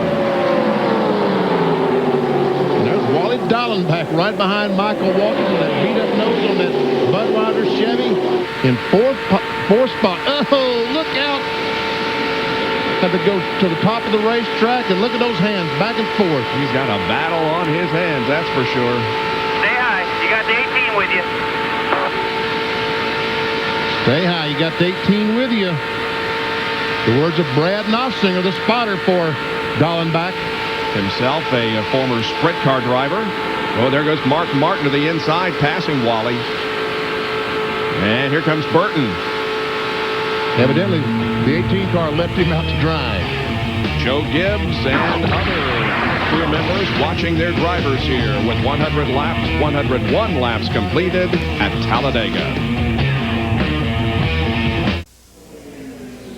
Crew chiefs continue to talk to car owners, plotting strategy here as pit stops get close. There's Joe Gibbs, owner of the 18 and the 20.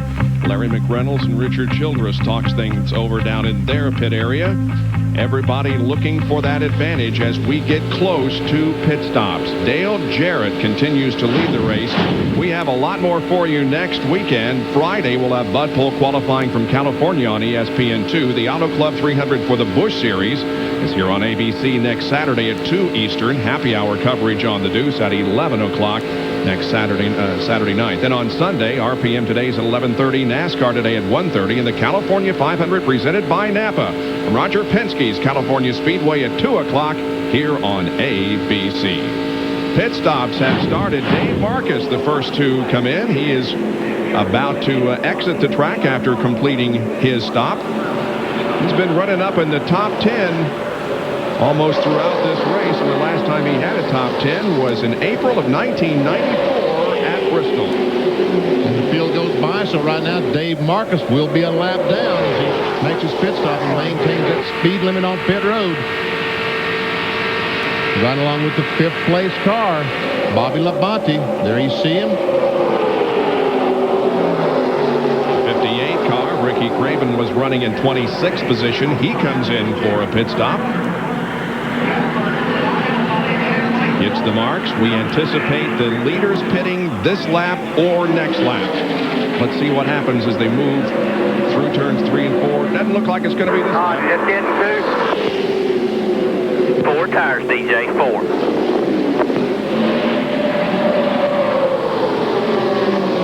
As they go by, Ricky Craven exits pit road. Also the 75 of Musgrave. Both those cars will go a lap down. Here goes Earnhardt for the lead, so obviously... This time, DJ, pit this time. He's not going to plan on stopping. Jarrett is going to make a pit stop. You know what's impressive about that? He talked to Todd Parrott in the corner. Pushed the button down and talked in the corner. And you see that Jimmy Spencer... Remember, about 10 pits from the entrance to pit road. That's Todd Parrott telling Dale he's got to get slowed down pretty quickly because they're almost... They're pitting with you, though. And Earnhardt's going into pits as well. Mark continues on by. Right over here. You have opening coming in. Stop a little short. Right over here. Right over here. Stop a little short. Dale Jarrett is in, as you heard on the scan from his crew chief Todd Parrott. It'll be a 4-tire change. They had talked about making some adjustments, but they decided to make no chassis adjustments. A pretty good stop going. Let's go to Bill Weber. No adjustments for Dale Earnhardt. He gets 4 tires and fuel. Obviously, they can't reach the finish from here. Kenny Wallace is pitted right in front of him. He also gets 4 tires. Earnhardt is away to Jerry Punch. And Kenny Schrader only had right side tires when he left with a catch can, which bounced out in the middle of pit road. That red catch can belonged to the back of the 33 car, and he jerked it out of the hand of the guys that changed only 2 right side tires for our pole sitter, Kenny Schrader. And guys, Mark Martin, by design, stayed out in the lead 1 lap and get those 5 bonus points along with teammate Jeff Burton. He should be coming in this time as he heads down pit road in the Valvoline Ford Taurus. Martin comes in. Now, Jimmy Finnig and the Valvoline crew go across the wall. They are trying to get some water and some cold towels into Martin. They will peel away the tear-away windshield. Right side tires are on. 1 can of fuel in. Will clean the rubber off the front grille. problem with the left front tire. They get it on. Lug nuts tighten. Down on the jet. And Martin Martin heads back down at 55 miles an hour. See Jeff Burton leading as well. There goes Bill Elliott. And I believe the caution flag is going to come out. And it's Steve Park just off of the first, well, not quite to the first turn. He's trying to turn to get behind the wall so the caution flag doesn't come out. He's looking for the opening, and he's going behind the wall that will not cause a caution flag. Wow. That would have hurt several drivers, but he did get it behind the wall. Jeff Gordon has made some repairs to his car, and he goes back out onto the racetrack. Right now he's shown in 40th position. He spent 61 laps in the pits. John Kernan. Steve Park just told his crew that the engine is dead. He can't get it to run. He said that what the spotter was saying that it flamed out the exhaust when they try and fire the car up, but he has pulled it behind the wall down there to keep the caution from coming out. But an engine problem for Steve Park. And an update on Jeremy Mayfield. Down here on my end of pit road, he changed only right side tires, and it picked him up a number of spots. Steve Park only in his second race here at Talladega. Let's go on the crew cam worn by Joey Benson from Michael Waltrip's team. He's a catch can, and you see him put the catch can in. He helps the gas man, Ben Smith, with the gas can. As soon as the fuel stops going in, he takes an empty can, and Benji goes slamming that second can in there. Left side's completed, and away he goes.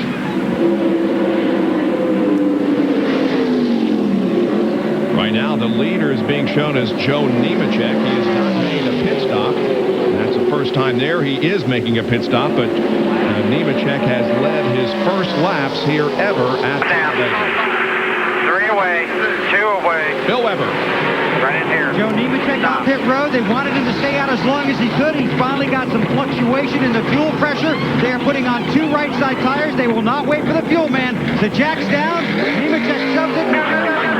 So we go to Jerry Punch. Give a call to the McDonald's crew of Bill Elliott. What a pit stop. 11.3 seconds. 2 right side tires. They filled it up with fuel, and that was for track position, which indeed they have now gotten. And Benny, to add insult to injury, I think I saw when Wally Dallenbach was trying to pull out a pit stall, he hit a tire and probably adding to the problems on the front end of that car. But he again has been running very well since being involved in the incident. Well, 112 laps are in the books now, and Ken Schrader, who was the pole sitter here, is shown as the leader of the race with Jeremy Mayfield running second. More after these messages and a word from our ABC stations. Bob Jenkins, Benny Parsons, John Kernan, Bill Weber, and Dr. Jerry Punch back with you at Talladega Superspeedway. And the DieHard 500, 116 of 188 laps are completed. Jeremy Mayfield was in the lead, but now he's getting a challenge from Bobby Labonte, who's up on top. As we see Bobby Labonte try to take the lead, the Interstate Batteries Pontiac, his brother Terry, leads pit road, goes back on the racetrack. Repairs have been completed, just 22 laps behind. Let's see who comes down and leads this lap. Mayfield has led a lap. And the 28 car of Kenny Irwin we noticed slow on the racetrack a while ago. What's wrong, John? Had a left front tire go flat, and whenever the tire came apart and the steel belt, the tread separated, you can see the damage it did to the left front fender. It just tore it completely off. All he had was the inner line left. As you can see, the tire is almost completely destroyed, so they're going to be down here for a couple of laps to try and get this fixed up. In fact, they've shut off the engine, so it'll be a little while before they get back out onto the racetrack. Now in 35th position, Mayfield continues to be at the front. Here comes Dale Earnhardt, however. Waltrip, Bobby Labonte also running in this front group. Let's look at a cockpit summary and see how they fared during their pit stops. Martin from first to third. Jarrett lost 8 positions, but he's been able to draft back up. Earnhardt also lost a bunch of positions, but he's back up there fighting for the lead. Jeff Burton lost 1, and Bobby Labonte lost 10. Michael Waltrip from 6th to 13th. But look at Tony Stewart and Dave Marcus, who were in the top 13, but now are way back in the middle of the pack. And Dave Martin's all the way back to, right now he's in 27th position. Now, Benny, a lot of these guys only took 2 tires, and we saw that during the Busch race yesterday. Does that surprise you? Not really, because tire wear, handling it at Talladega is not the premium that it is at other racetracks, particularly Daytona. Daytona's a 2.5-mile racetrack, but the cars at Daytona really have to get through the turns, have to handle well. Talladega, it's aerodynamics and horsepower. And Nemechek, we talked about him having an intermittent miss in his engine as Earnhardt goes for the lead along with Bobby Labonte. Labonte forms the drafting line to the bottom along with Dale Jarrett, and they're going to put Jeremy Mayfield a few positions behind. Let's see if he can sneak in between Jarrett and Michael Waltrip. He cannot. Waltrip will come up to the 4th spot. That was a good decision by Jeremy Mayfield. You saw him, he started to turn left and fill that hole between Michael Waltrip and Jarrett. But something told him that Michael Waltrip had a good head of steam. He did not go down there because he might have made contact and then the crash would have happened. Another big crash. Dale Earnhardt goes back into the lead every lap. You see the fans rise from their feet in the grandstand. This guy still carries an incredible following to every Winston Cup race we go to.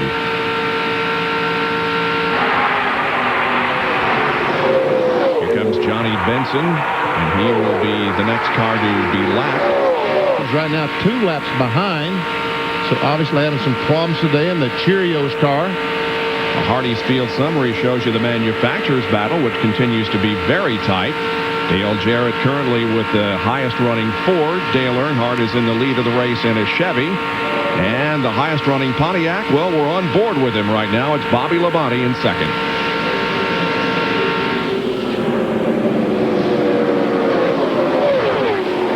Those 3 begin to pull away a little bit from Michael Waltrip, Ken Schrader, and others. Here are the rookie points. Tony Stewart has a commanding lead right now. NASCAR considers the top 15 finishes of the rookies in order to determine a Rookie of the Year award. So far, Tony Stewart has been the best finishing rookie in all but 1 race in 1999. That was Las Vegas when Buckshot Jones finished highest. Let's get out to John Kernan again.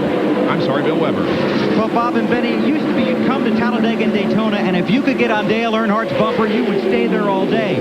Well, one thing that has frustrated Earnhardt throughout the afternoon is he cannot get anybody to stay back there. Either they try another line or they go around him. Again, we talked about how the packs are faster when he's in front. When he took the lead from Mayfield, he got on the radio and told his spotter, he said, tell those guys behind me, stay in line. Bill, those guys don't want to run second. And if you follow that guy, a lot of times that's what's going to happen to you.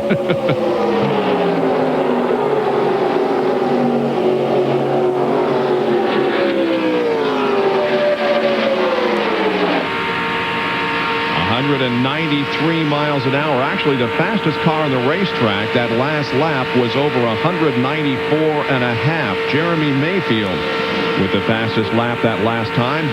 He is in 6th position. Earnhardt running about 193.3. Goes by the start-finish line, completes yet another lap. And he leads his 41st. 42nd circuit here this afternoon.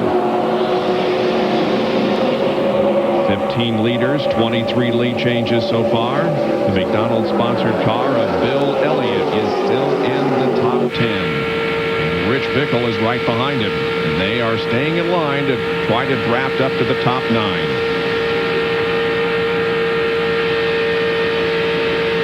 Right now, these guys, Bill Elliott and Rich Bickle, are 1.63 seconds behind the leader, Dale Earnhardt. They need to get that 4 car up there. They need to get 4 or 5 cars in line. That will help them as they try to run down Dale Earnhardt. This time we'll check by. Earnhardt goes by. Here comes Bill Elliott, 2.06, so they lost 0.4 of a second that time. But here comes other cars. That will help them. Yeah, Bobby Hamilton, Kyle Petty, and Joe Nemechek are falling in behind, and Ricky Craven is off the pace. Man, I tell you what, I don't know what this poor guy has to do to finish a race. It is incredible. He was running in 23rd position, but has just had all kinds of bad luck this year. He has 4 DNFs in the first 8 races of 1999, the most of any team. Something is broken on that car. The engine was running. We heard him go through the camera down in turn 1. So it's a flat tire or something, because he was really having trouble controlling that car down in turns 1 and 2. He was suffering from post-concussion syndrome at this time last year and missed this event here in Talladega. Back up front, it continues to be Earnhardt, followed by Bobby Labonte, Dale Jarrett, Michael Waltrip, and the pole sitter Ken Schrader. Nearly 200,000 fans have turned out here at Talladega this afternoon for this DieHard 500.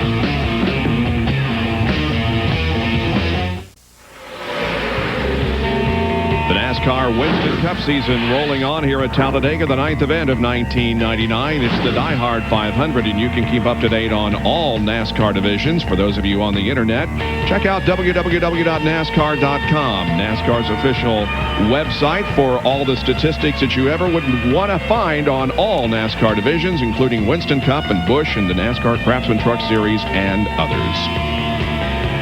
Here at Talladega, an interesting race going on. Dale Earnhardt continues to lead. And Benny, we talked about that second group, Bill Elliott back there in 10th position. We thought maybe with other cars behind him, they would be able to draft up to the leaders here, but that has not been the case. You know, they've lost ground. We can see where they've lost almost a second, 3/4 of a second. Elliott, that one lap, that first one, lost 2/10. Now let's check out another 5 laps, and we see he's gone from 2.2 to 3 seconds. Another 3/4 of a second behind the leader, Dale Earnhardt.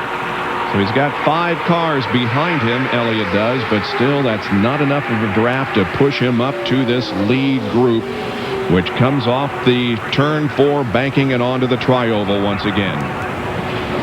By the way, Ricky Craven, I'm told, is back on the speedway. Jerry Punch, what happened to Craven?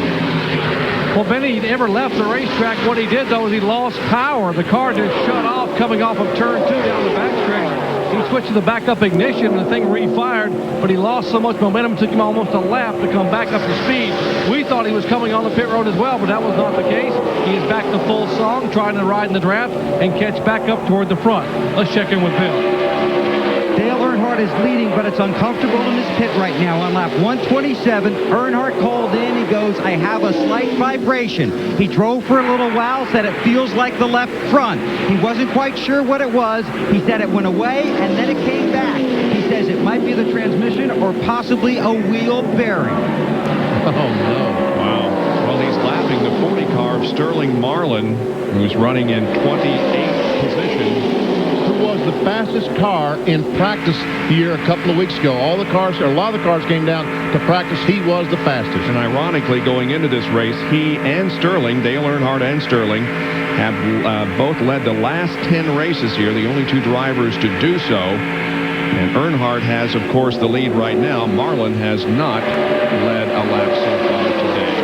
And a lot of people wish for the good old days with Dale Earnhardt. Look, in his first 515 races, his winning ratio was 1 every 7.4 events. And his top 5 ratio, 1 in every 2.1 events. But in the last one, and Terry Labonte is up against the wall. And that will bring up the caution flag. So now all the cars will be back. We'll have 25 cars on the lead draft as Earnhardt gets a caution flag, goes down in turn 1. Only our second caution flag of the afternoon. There's that second pack, which now will be able to close in. Labonte not showing a great deal of damage. There is some to the right side of the car. The right front tire is flat. I'm guessing that's what caused Labonte to go down in the corner and make contact with the wall. There we see him at the very end of the line, and he spins. I guess the right rear tire goes down. He spins, goes around, goes up, and smacks the wall just barely with the right front. Something broke on the car to cause Labonte to spin that way. For only the second time this afternoon, the caution flag is out, and this one for much less of an accident as we had on the 49th circuit when we had the one involving about 9 cars.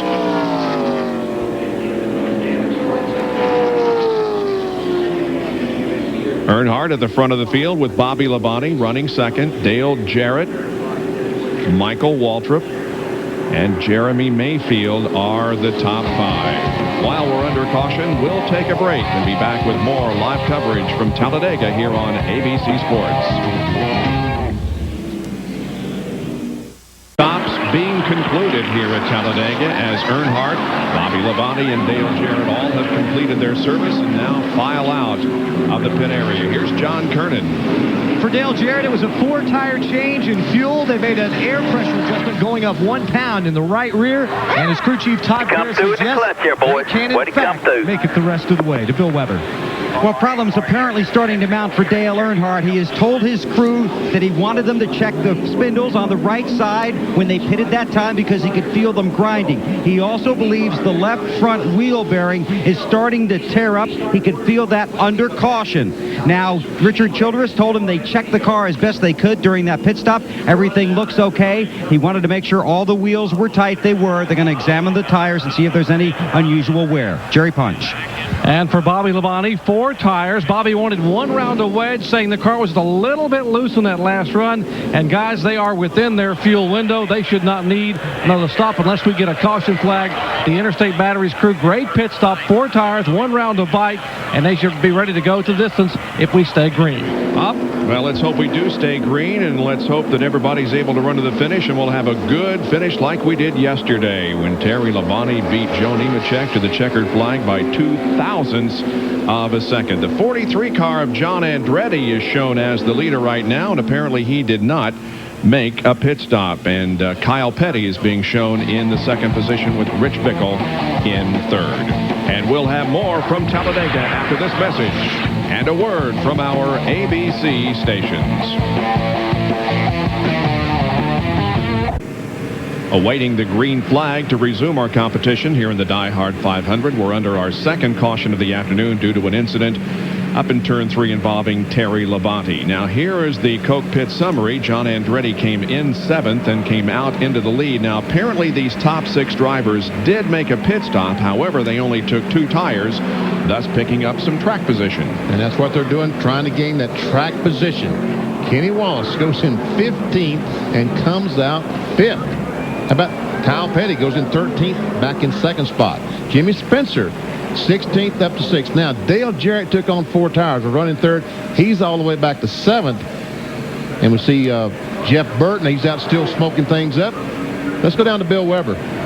Let's take a look at the left front tire off Dale Earnhardt's car. These are the holes where the wheel fits over the studs and then the lug nuts go on top. These should be perfectly round, but you can see there are some wear spots here and a little bit of wear here and here. They believe that perhaps this tire was not securely fastened on the left front. That may have been why Earnhardt felt the vibration. He says he does not feel it now. They have 4 good tires and enough fuel to reach the finish. Jerry?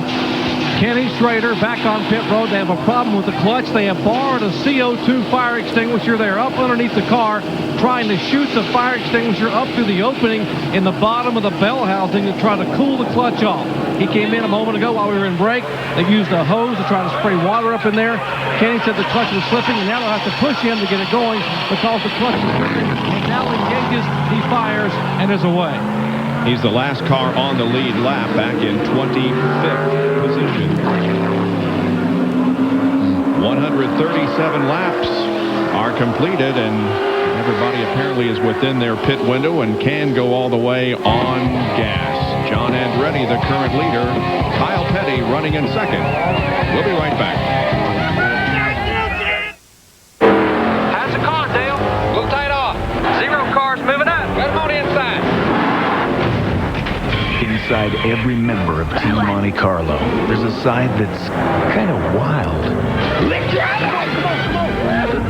Get another tire.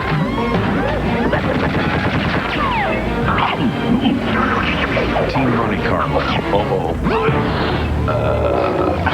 Animal. Pardon me. This year, they're hungrier than ever.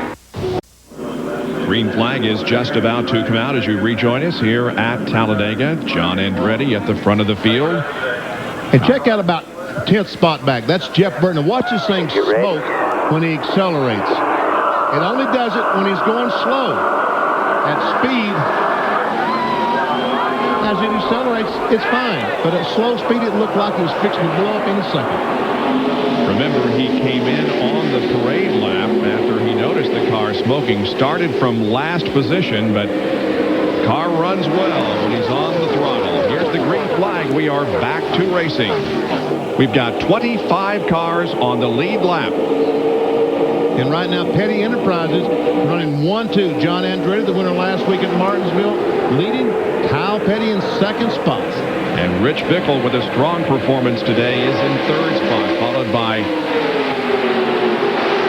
well, Bill Elliott was, but he's getting past right now as here comes Kenny Wallace. And Jimmy Spencer going with Kenny Wallace. Down to Bill Weber. Well, Rich Bickle trying to hang on to that lead pack. This is a second good run for him in a row, and those runs are both after Billy Engel joined this team as crew chief. They finished 11th last week at Martinsville and could have been a lot better. They came here with Engel, had a good test. They just took on 2 tires, and now they're hoping for another top 10 and looking, they cross their fingers, maybe for a top 5, but he's got to work hard for that. It's only Bickle's second race here at Talladega. His only other one in May of '93. He finished 38th, and now positions really scrambling, about 6th or 7th on back. Rich Bickle had gone high, but now they've shoved him down the bottom of the racetrack as he tries to follow Jimmy Spencer. Meanwhile, DJ Dale Jarrett with those 4 fresh tires. He and Jeff Burton, Michael Walker working at Highline.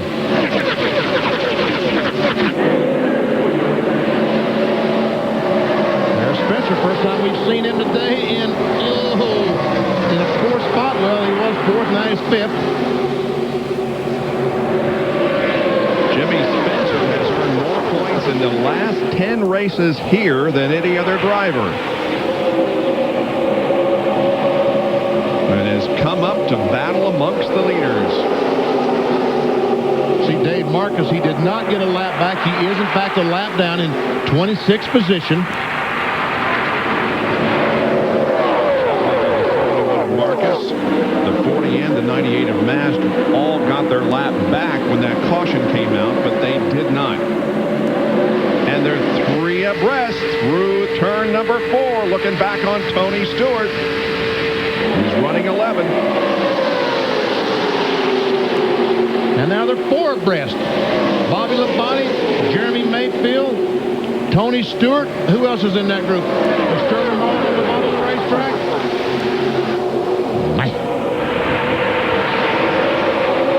Here comes Earnhardt into the middle. Jerry Nadeau in the 9 car.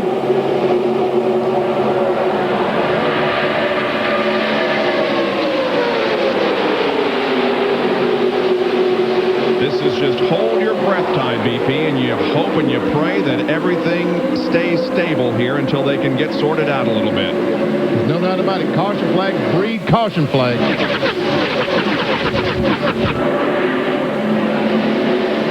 Earnhardt moves up to the outside line, trying to follow Jimmy Spencer, Michael Waltrip. But you can't get it any better for the race fans. This is incredible stuff. 191 miles an hour. We're on board with Sterling Martin, and look all around him, their cars. This is at 190 miles per hour. Sterling Marlin, the Coors onboard camera. He's in 27th position, lap down. Meanwhile, see Kenny Wallace trying to take over 3rd spot, or I guess he's trying to lose 3rd spot to Jeff Burton.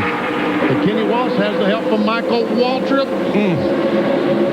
Boy, they come through the 4th turn, and Waltrip wants to get to the inside of Wallace, but does it now. We'll try again, but Kenny moves down to block that lane. And there comes Dale Earnhardt.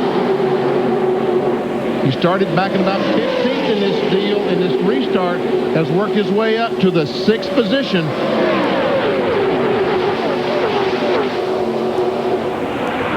And the unlikeliest of drivers battling for 3rd position, Jeff Burton, with a badly smoking race car when he's not on the throttle. And Michael Waltrip, he and Earnhardt drive to the inside, work together to go by Kenny Wallace. Michael Waltrip has a very good race car, trying to take over 2nd from Kyle Petty.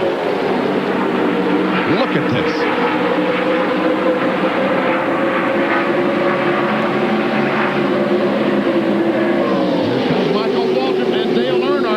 take over second from Kyle Petty. They've got position. But Andretti slams the door through the tri-oval and hangs on to the lead. Waltrip right behind him, then Earnhardt. Then the lap car of Dave Marcus, and look who's up to fourth. It is Jerry Nadeau. Okay, they're staying in line behind you. John Andretti just led his 20th lap.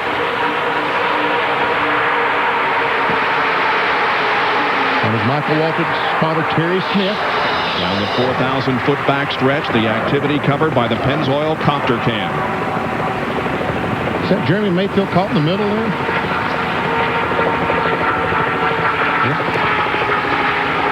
Maybe it's Kyle Petty that's caught in the middle. Was running second just a moment ago. Could that be? Oh, yeah. Man.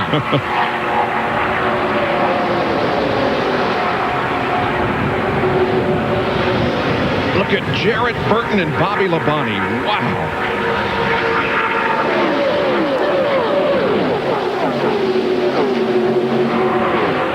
Three wide all the way around this 2.6-mile racetrack. Now Kyle Petty comes in the middle and makes it three wide with Spencer on the inside. Meanwhile, Earnhardt's taking over that second spot from John Andretti. And Dave Marcus still a lap down in that 71 car, trying to get up front to get that lap back. As Jerry Nadeau is in fourth there. Sterling Marlin, another car, a lap down. Jerry Nadeau's career best finish occurred at Daytona in February this year when he finished 11th.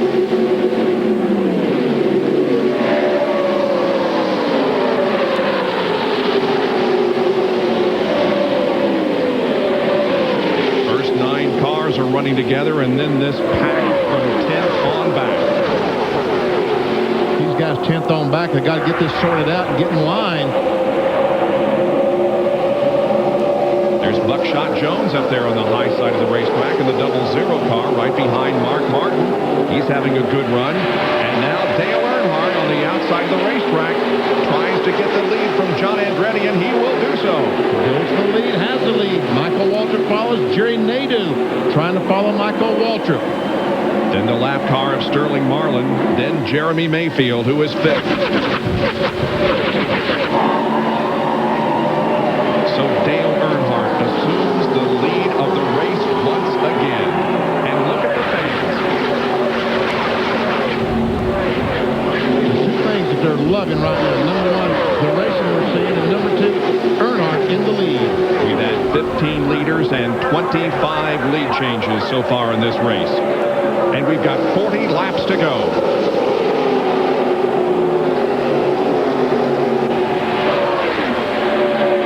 Kevin LePage is having a good run in the 16 car, sponsored by TV Guide.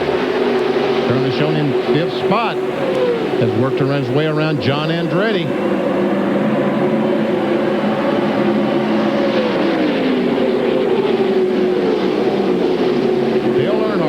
We've talked about it, how good he does at these restrictor plate races. Daytona, Talladega.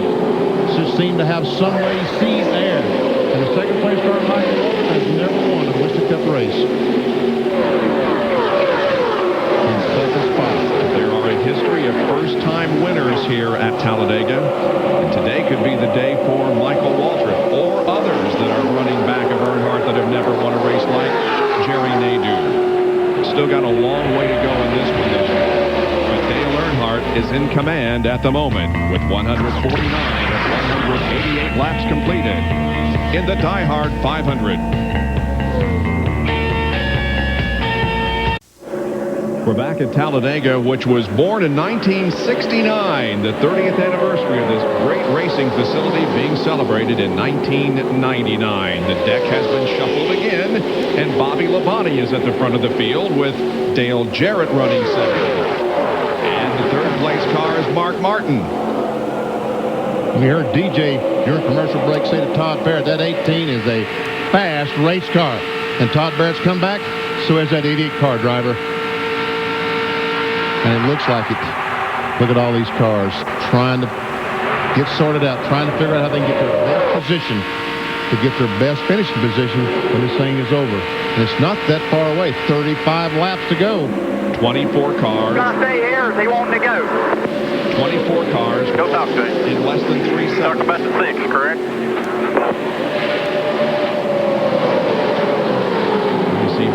Park, who's back in the race after pulling off the track.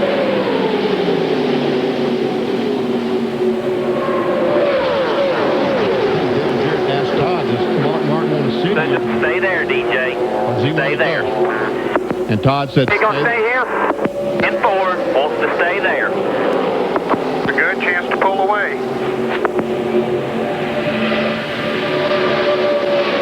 So DJ said, does a 6 car want to ride behind me, or does he want to try to hook up and go?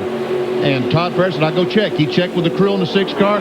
He wants to stay there. They want to get in line, the 3 cars, and along with Jeremy Mayfield, and try to drive away from this huge pack of cars back. Y'all breaking away from them cars behind you just a little bit. They all seem like they want to stay there. I talked to the 12 car also. And it was 2-time Winston Cup champion Ned Jarrett who told his son that you have a good chance to break away if you stay in line.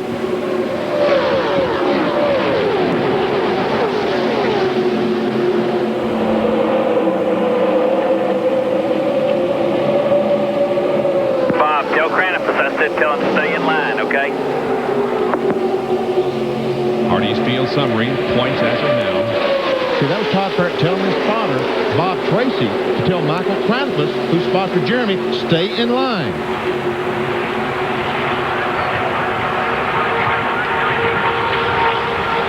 Our theme as we came on the air today was let's make a deal, because you have to make deals with other teams. You have to have somebody to run with, and that's exactly cars there. Got the 6, the 12, the 7, and the 3 behind you.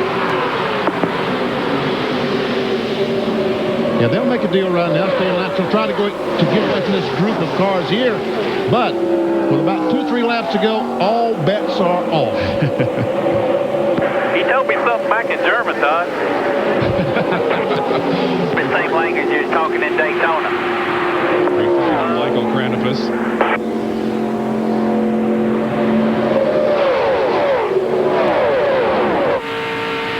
Let's imagine how they could joke at this stage of the race. 30 laps to go, 32 laps to go. In second place, trying to figure out how to win. Fastest car on the track last lap was Dale Earnhardt at over 194. There's Todd Parrott, the crew chief, for Dale Jarrett. 31 laps to go, 31. The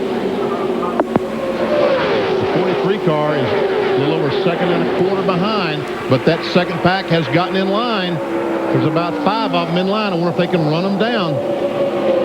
Bobby Labonte is the defending champion of this race. Dale Jarrett won the race here in Talladega in October of last year. So the 2 most recent winners at this facility are running first and second. And John Andretti leads that second pack, hopefully to close in on the lead group.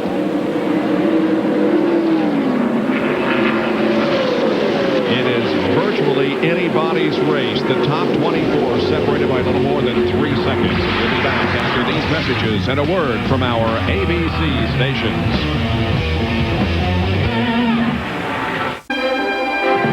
The DieHard 500 on ABC Sports.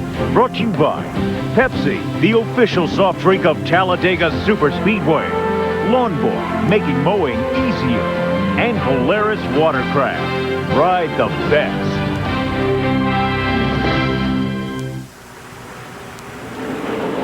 This is Talladega Superspeedway. We're located about 60 miles east of Birmingham and about 100 miles west of Atlanta. And it has drawn nearly 200,000 people here this afternoon to watch this DieHard 500.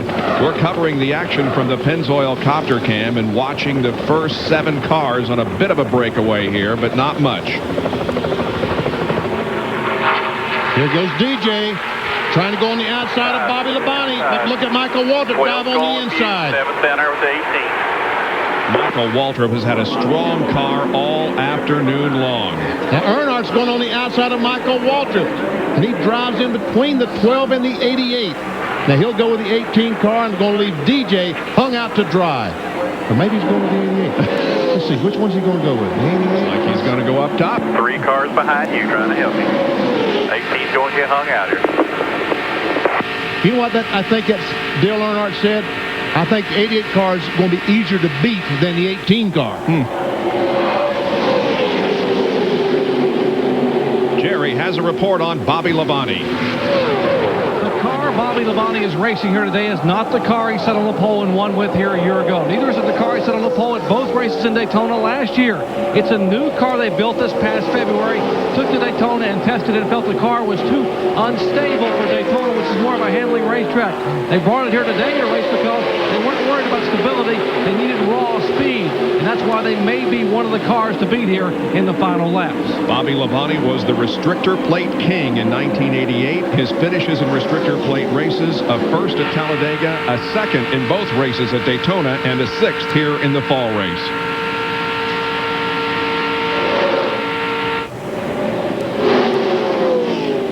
The 25 car of Wally Dallenbach has the front end of the car flapping all around. The tape is flapping, and still he runs in the top 10. A great effort by Wally Dallenbach. This has been a tremendous effort by Dallenbach in that Budweiser Chevrolet. There you see him, the number 25 car as he comes off the corner, 3 wide. The number 20 car of Tony Stewart is also in competition after being involved in that incident very early in the race. Jerry has more on Wally. That's remarkable. We talk about restrictor plate racing, all the thousands and thousands of dollars and hours in the wind tunnel. Wally Dallenbach led this race in the first 40 laps prior to the accident. After the accident, according to the clocks here on pit road, he is 0.2 of a second faster than the laps he turned early on to the damaged race car. Dallenbach led 5 laps earlier. Meanwhile, Dale Earnhardt, who had not led a lap in NASCAR Winston Cup competition coming into this race, is going to get credit for leading the most laps here this afternoon. He has been up front 56 circuits. He is not in the lead right now. He is running third. We're watching the battle for fourth position as Michael Waltrip is on the inside with Tony Stewart outside, but now here comes John Andretti.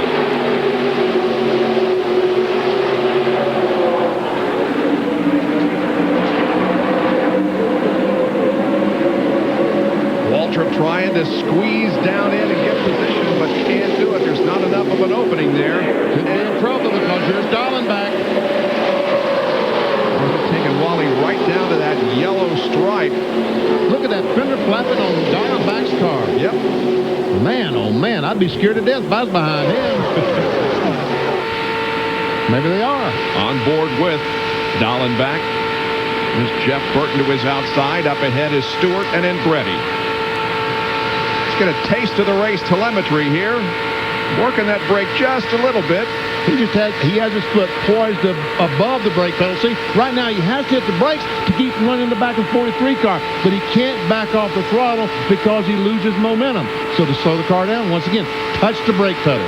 Thanks to the race telemetry from Brian Meats. Look at this, 188. Now above 190. What in the world? Going way low on the tri-oval. Cars outside of him with the 3 abreast outs, 2 cars on the outside of him. And here comes Michael Waltrip trying to get to the inside. Whoops. And Michael is, man. I knew that there had to be a bank there somewhere for Michael to lean on. That was very, very close. That area used to be grass down there past the start-finish line on the inside, but they paved it a few years ago, and it's a good thing that it was paved then, or Michael might have been in trouble. And once Michael wanted to go 4 wide, I think Dallenbach moved over and let him go that time. I think he saw how fast Michael was and moved over and let him go. I think right now Dallenbach has some problems trying to keep up.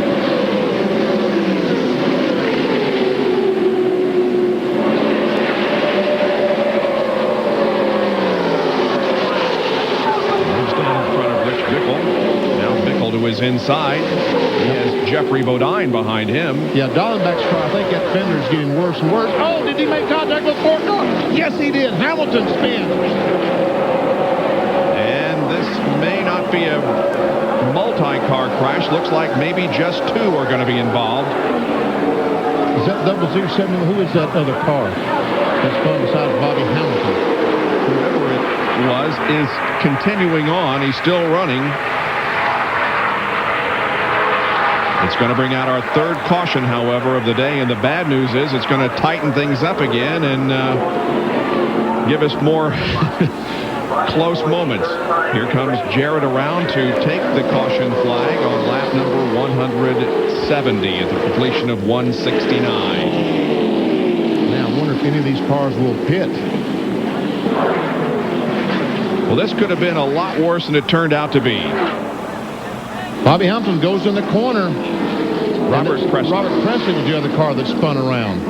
And luckily, everybody behind him was able to get to the bottom of the racetrack and avoid hitting him. It's hard to see if there's any contact between the four, and it doesn't appear there's contact. It looks like he just went in behind the 4 cars, took the air off the spoiler, and Hamilton goes around. But let's check from Wally Dallenbach's onboard camera and see how close he is to the 4 car.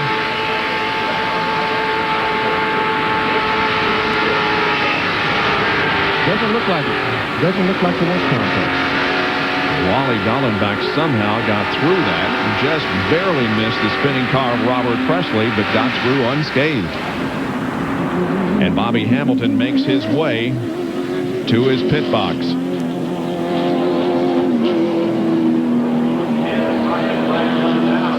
Well, BP, what are they going to do here? I think they're going to stay out. Do you? I think they are, because they have enough fuel to go the rest of the way. Why add weight to the car? The tires should not be a problem. Well, there are 19 laps to go, so, boy, if you did come in, you'd give up a lot of track position with 24 cars on the lead lap.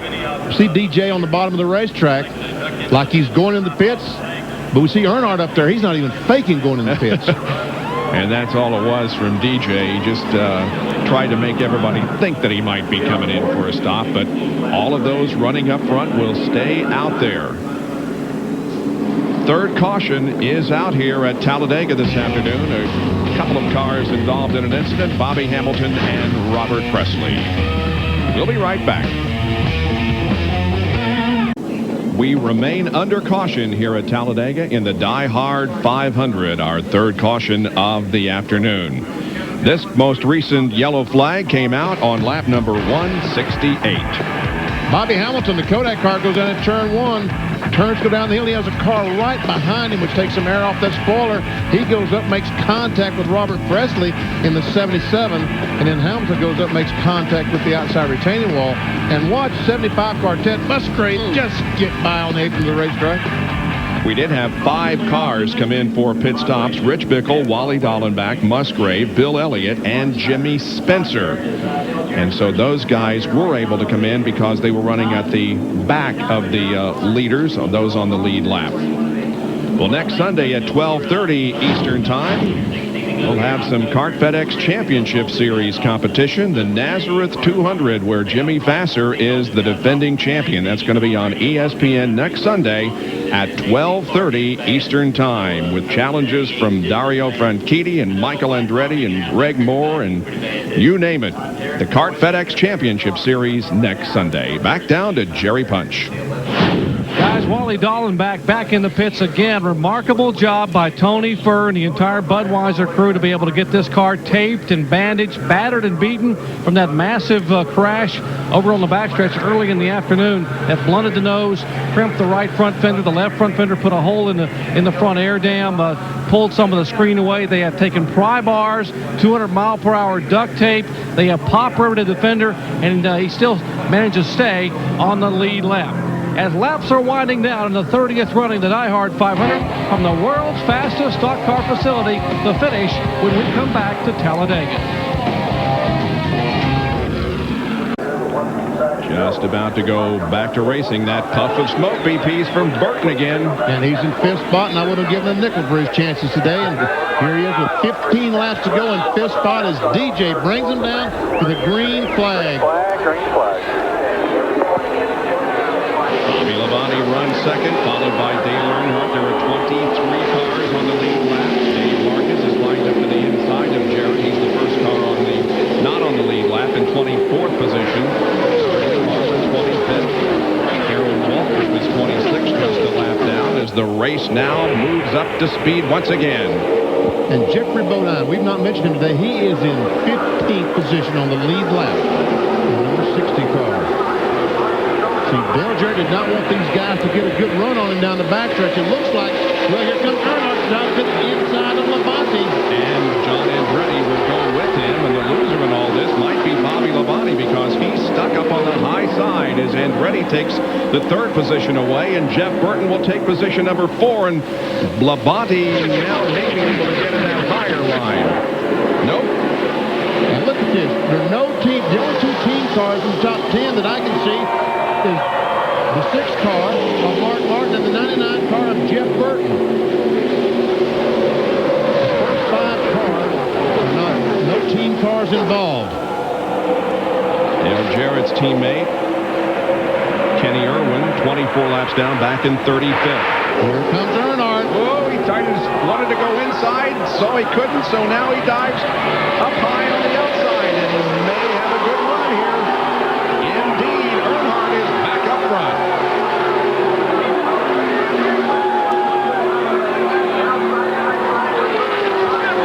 John Andretti with a strong performance again. He won last week at Martinsville, the shortest and slowest track the NASCAR runs on, and he's here at the longest and fastest, running in second. A reminder that a lot of the front runners were taken out in a crash early on in the race, including Jeff Gordon, who's still out there 64 laps behind. Rusty Wallace out of the race. He's going to finish in 41st. Jarrett shuffled all the way back to 6th spot.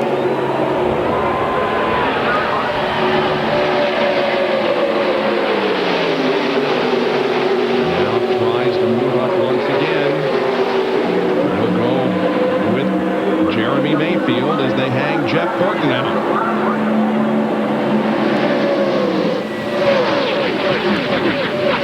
And now Mark Martin was trying to get on the inside of Dale Jarrett.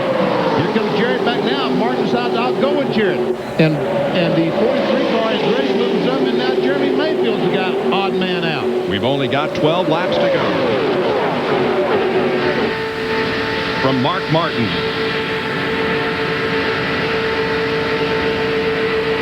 Looking at 4,000 feet of asphalt ahead of you. Down the backstretch. Trying to figure out what's the best angle. They're about 3. Meanwhile, Mark Martin's on the outside, I guess, of 3 abreast. As he tries to follow, yes, he is. He tries to follow DJ.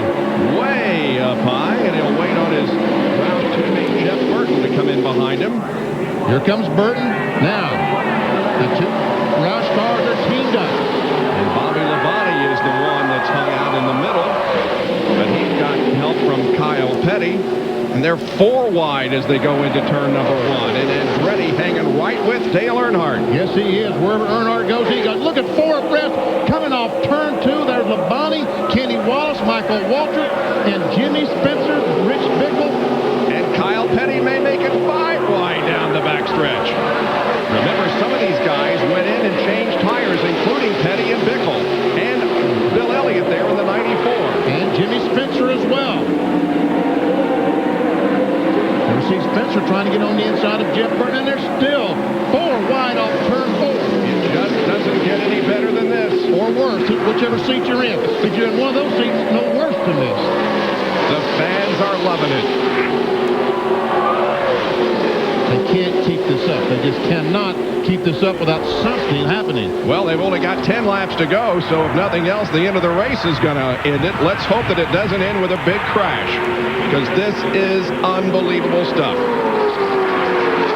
Up front, Dale Earnhardt continues to lead. John Andretti is packed in behind him. Then comes Mayfield and Jarrett. And there's the pole sitter, Kenny Schrader, who, remember, has a bad clutch or had a bad clutch. And Jeff Burton just dives down to the inside of Dave Marcus, trying to get behind his teammate. Here comes Jimmy Spencer, Michael Walter. Once again, the 23 car, the red and white car, Jimmy Spencer, did stop, changed tires on that last caution flag, as did Kyle Petty, that's going by Spencer right now.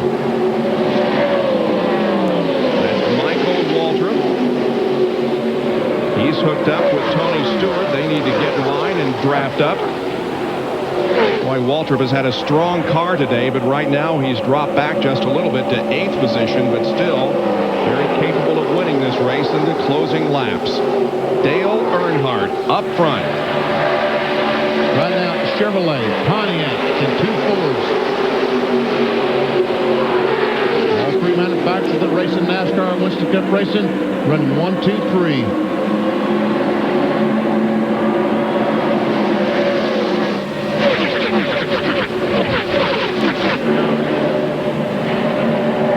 A year ago at Daytona, February 15th, 1998 was Dale Earnhardt's last win.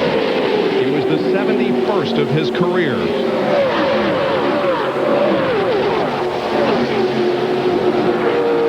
And there they are. Mayfield, a strong performance in third.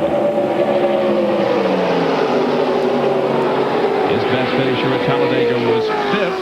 That was in the fall race last year. There goes DJ trying to get on the inside of Jeremy. And he follows John Andretti. He'll take that third spot away. Jeremy will lose some positions. And Schrader emerges as a threat here as he goes to the inside of Mayfield. Dale Earnhardt is looking for his second win this weekend here at this facility. He won the IROC race with a last lap pass yesterday afternoon.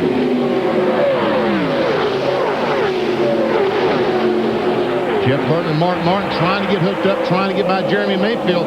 Meanwhile, see Kyle Petty in the 44, Bobby Labonte in the 18, trying to hook up, trying to go to the front. That's Dave Marcus. He's a lap down in 23rd spot in the middle of this group.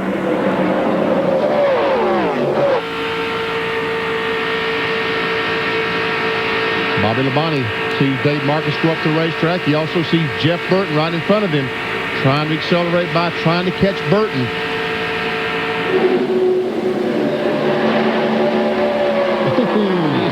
It was dicey there, wasn't it? A little close. This is the battle for fifth position, and these guys again don't want to run like this very long, or these front four are going to pull away. 6 laps to go.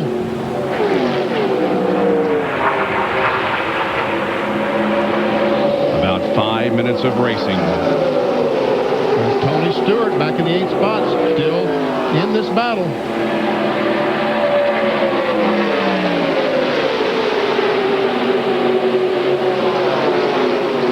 Up come Bobby Labonte, Jeff Burton, Kyle Petty. Petty has 2 top 10 finishes in the last 2 races. He was 8th at Bristol and then 10th at Martinsville.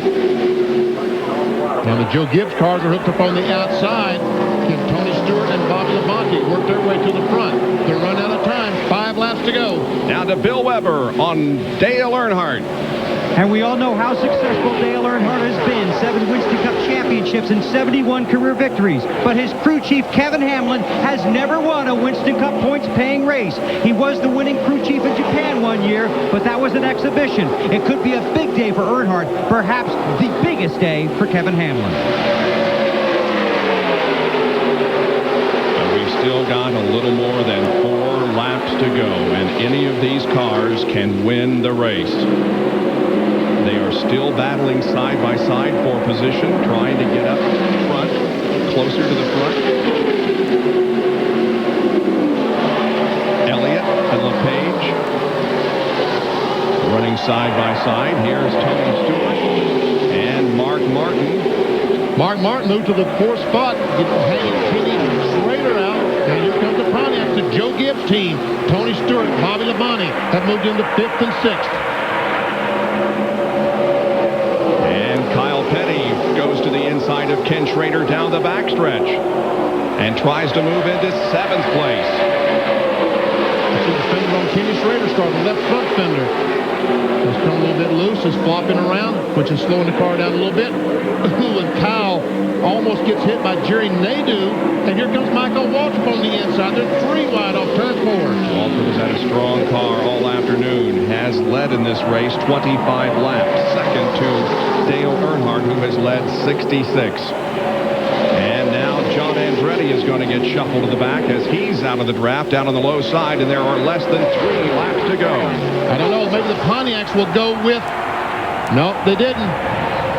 Thought maybe the Pontiacs would go with John Andretti and lead Mark Martin, but right now, okay, Bobby Labonte is going to go.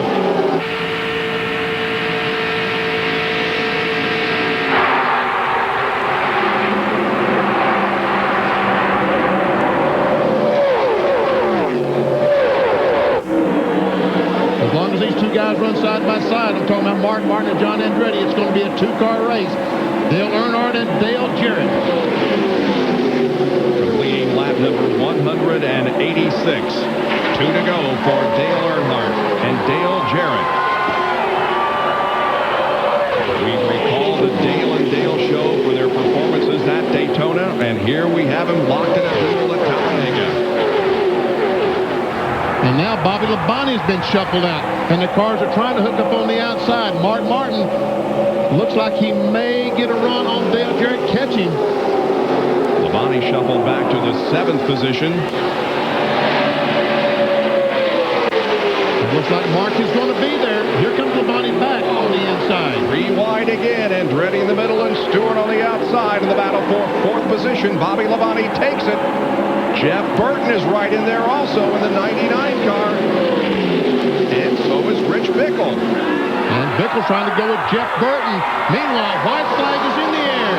One more lap to go. One more tour on the 2.66-mile tri-oval at Talladega. The first 3 cars are running together, and then the big shuffle is on 4 positions back of that. It's Dale Earnhardt, Dale Jarrett, and Mark Martin, 1st, 2nd, and 3rd. Then Bobby Labonte and Tony Stewart. And look at the shuffle behind that. Oh, man. I'd love to be up there in that top 3, tell you the truth. Here comes Jerry Nadeau on the inside of Schrader. It's got to be about the 7th or 8th position. Meanwhile, here's the lead. Will there be any position changes here as they come off of the banking and into the tri-oval for the final time? Is it going to be Earnhardt? Is it going to be Jarrett? Is it going to be Mark Martin? They get closer to the line. It's going to be Dale Earnhardt winning the DieHard 500. The margin of victory unofficially 0.14 of a second, and Mark Martin finishes 3rd, a quarter of a second behind, and there's celebration in the Earnhardt pit. And congratulations to Kevin Hamlin, crew chief, for his very first victory. Bill Weber?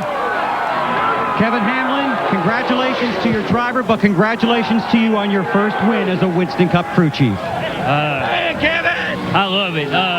Dale Earnhardt, I mean, he is absolutely the greatest when it comes to restrictor plate races, and he drove the heck out of his Jim Goodwrench Chevrolet today. I mean, it was all him. It's unreal. It has been a battle, though, at times for this team, but this is a huge win for both of you. Well, yeah, it's been a battle. I mean, we've been in the hunt this year, but we haven't been in the hunt. We have crazy little things happen to us, and hopefully we can kind of rebound from this and take a step forward. How do you feel?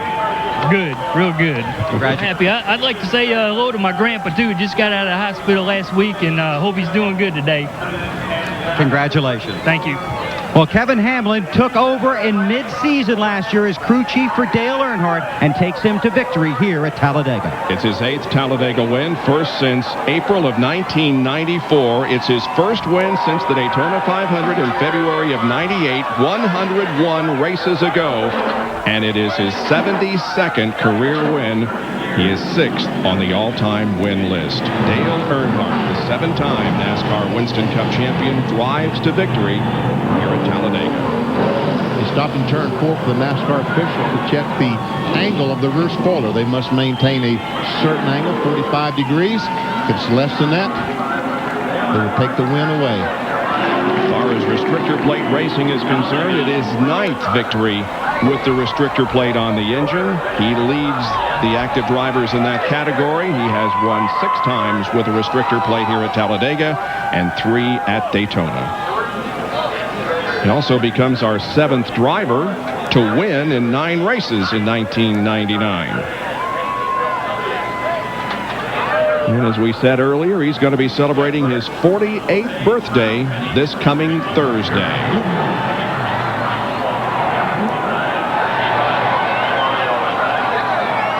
And now he's going to his favorite place, Victory Lane.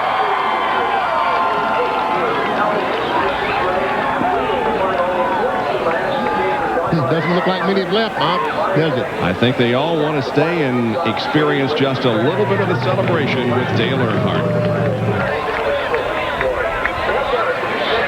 2 victories at Talladega this weekend. IROC on Saturday, Winston Cup on Sunday.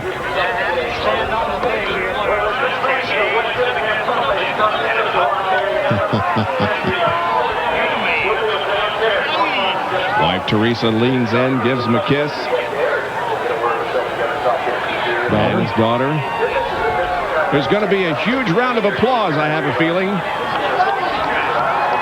Here he is.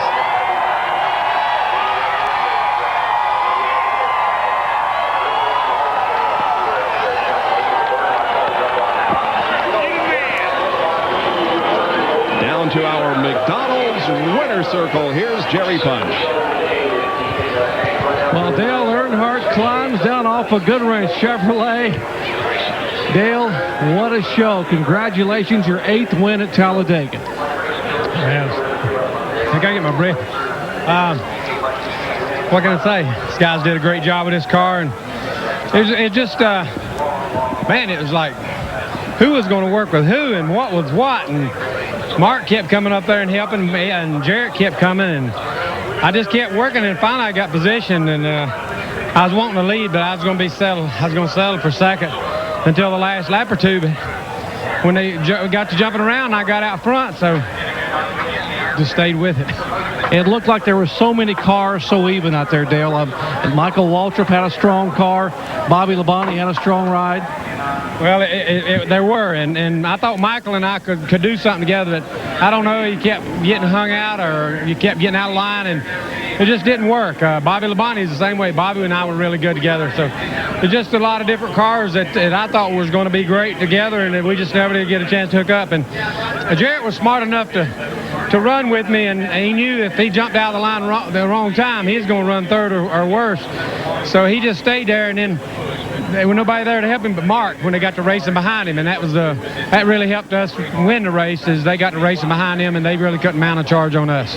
What is it with you in Talladega? Yesterday in the IROC race, a remarkable last lap move to win that one, and today you came from the middle of the pack toward the front in a hurry. Well, the car's, I like to say, the car is great. We changed it a little bit on the last practice yesterday and really hit on something, and the car was really good. The engine was great all day, and I was glad to beat Buddy Baker's record too on leading the most laps. So, you know, I say it's been a great day now. Congratulations and a happy early 48th birthday. What birthday? Well, 48. Okay, thanks. All right, Dale Earnhardt, who likes to cheat a little bit when it comes to his age, but folks, he will be 48 this week and celebrating here in Victory Lane. Bob? Dale Earnhardt wins at Talladega. Congratulations to him. It was a great race. We will be back for more from Talladega in just a moment. But right now, we invite you to stay tuned. We're going to send it to our Wide World of Sports studio in New York. Here's your host, Robin Roberts. The celebration continues in Victory Lane here at Talladega Superspeedway. Dale Earnhardt has driven to victory from 17th starting position in the DieHard 500. Now take a look at the point standings now. 9 races have been completed. Jeff Burton continues to lead, but by just 40 now over Dale Jarrett. Bobby Labonte moves up 1 position. Jeff Gordon down 1. Rusty stays in 6th. Tony Stewart moves up 3 spots, registering his best career finish here this afternoon. Terry Labonte down 1. Earnhardt up 6, and Skinner down 2. And the rest of the top 20 in the point standings here. Down to Bill Weber, who's with our 3rd place finisher. And that would be Mark Martin. You know what it's like to win here. You've had disappointing days here. This isn't your favorite style of racing, but this is a great finish for you. It was. I want to thank Jim Finnig and everybody at the Jack Roush Racing and the Valvoline Cummins team. They gave me a race car that was competitive. And usually I have to slug it out back there 3 wide all day. Today I was only 3 wide 2/3 of the day. And at the end, we got a good push from Tony Stewart, and it's really too bad that he and Bobby Labonte got hung up on that last pass, because the finish would have been way more exciting than that if they would have. We had a big head of steam, and we were catching them real fast, and something was going to happen when we got there. But you know, they didn't get by quick enough, and lost my partners. Wound up by myself there, and just had to ride it out. Good news is California's next. Can't wait. We'll go racing. Mark Martin with a good 3rd place finish here, 1 spot behind Dale Jarrett, who came home 2nd, and DJ's with John Kernan. Second place finish for Dale Jarrett. Dale, it was the Dale and Dale show again. The other Dale won this time. Didn't have anything for him there at the end. Couldn't make a move. Well, you got to have some help behind you. You can't make a one-on-one pass, especially not against Dale Earnhardt. And we just didn't get that help. Those guys got to racing side by side whenever I went for second, and Mark kind of helped me get to there, but they got side by side. And then it was, we didn't have but a lap to go whenever Mark got there. I tried to pedal back, but Earnhart's smart enough. He pedaled back a little bit too and kept me right there, and just couldn't make a run. Mark wasn't close enough to really give me that push, and that guy, there's nobody better at these tracks than Earnhardt, and catching him and getting to his bumper is one thing, but trying to get around him is something entirely different.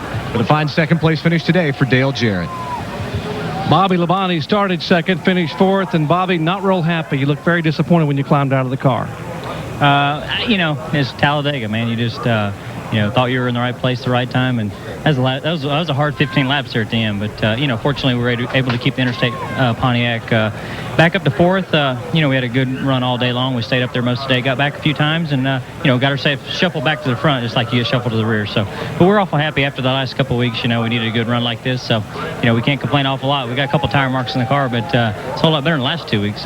Dale Earnhardt said in victory lane, it was a wild day. No one was helping anyone. He was sort of all by yourself. I heard you tell your crew chief, Jimmy Maycar, before that last restart, we are all alone out here. Pretty much so. I mean, it's dog eat dog out there, and you got to expect that. And fortunately, we were able to, get back up to fourth. Like I said, I think we were like 16th there, probably for a few laps, or 15th, something like that. Hard to count, but I could look on the big screen every now and then. But fortunately, we got back up there and finished fourth. It was a good run for us, a good point day for us. Finished, led a lap, and got to finish the race. So it's awful encouraging. We'll get ready for California now. All right, Bobby Labonte comes away with a top 5 finish after being shuffled back out of the top 10 on that final restart. And Bob? does move up one position in the point standings to fourth. So the celebration continues here as Dale Earnhardt is now doing some interviews with the local media, and we will have more from Talladega in just a few moments. But for right now, we want to send you back to our Wide World of Sports studio in New York. Here once again is Robin Roberts.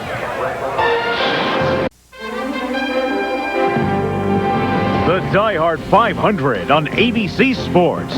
Brought to you by DieHard. Race fans, what's under your hood? Quaker State for protection beyond 3,000 miles under any driving conditions. And Chevy S10, like a rock.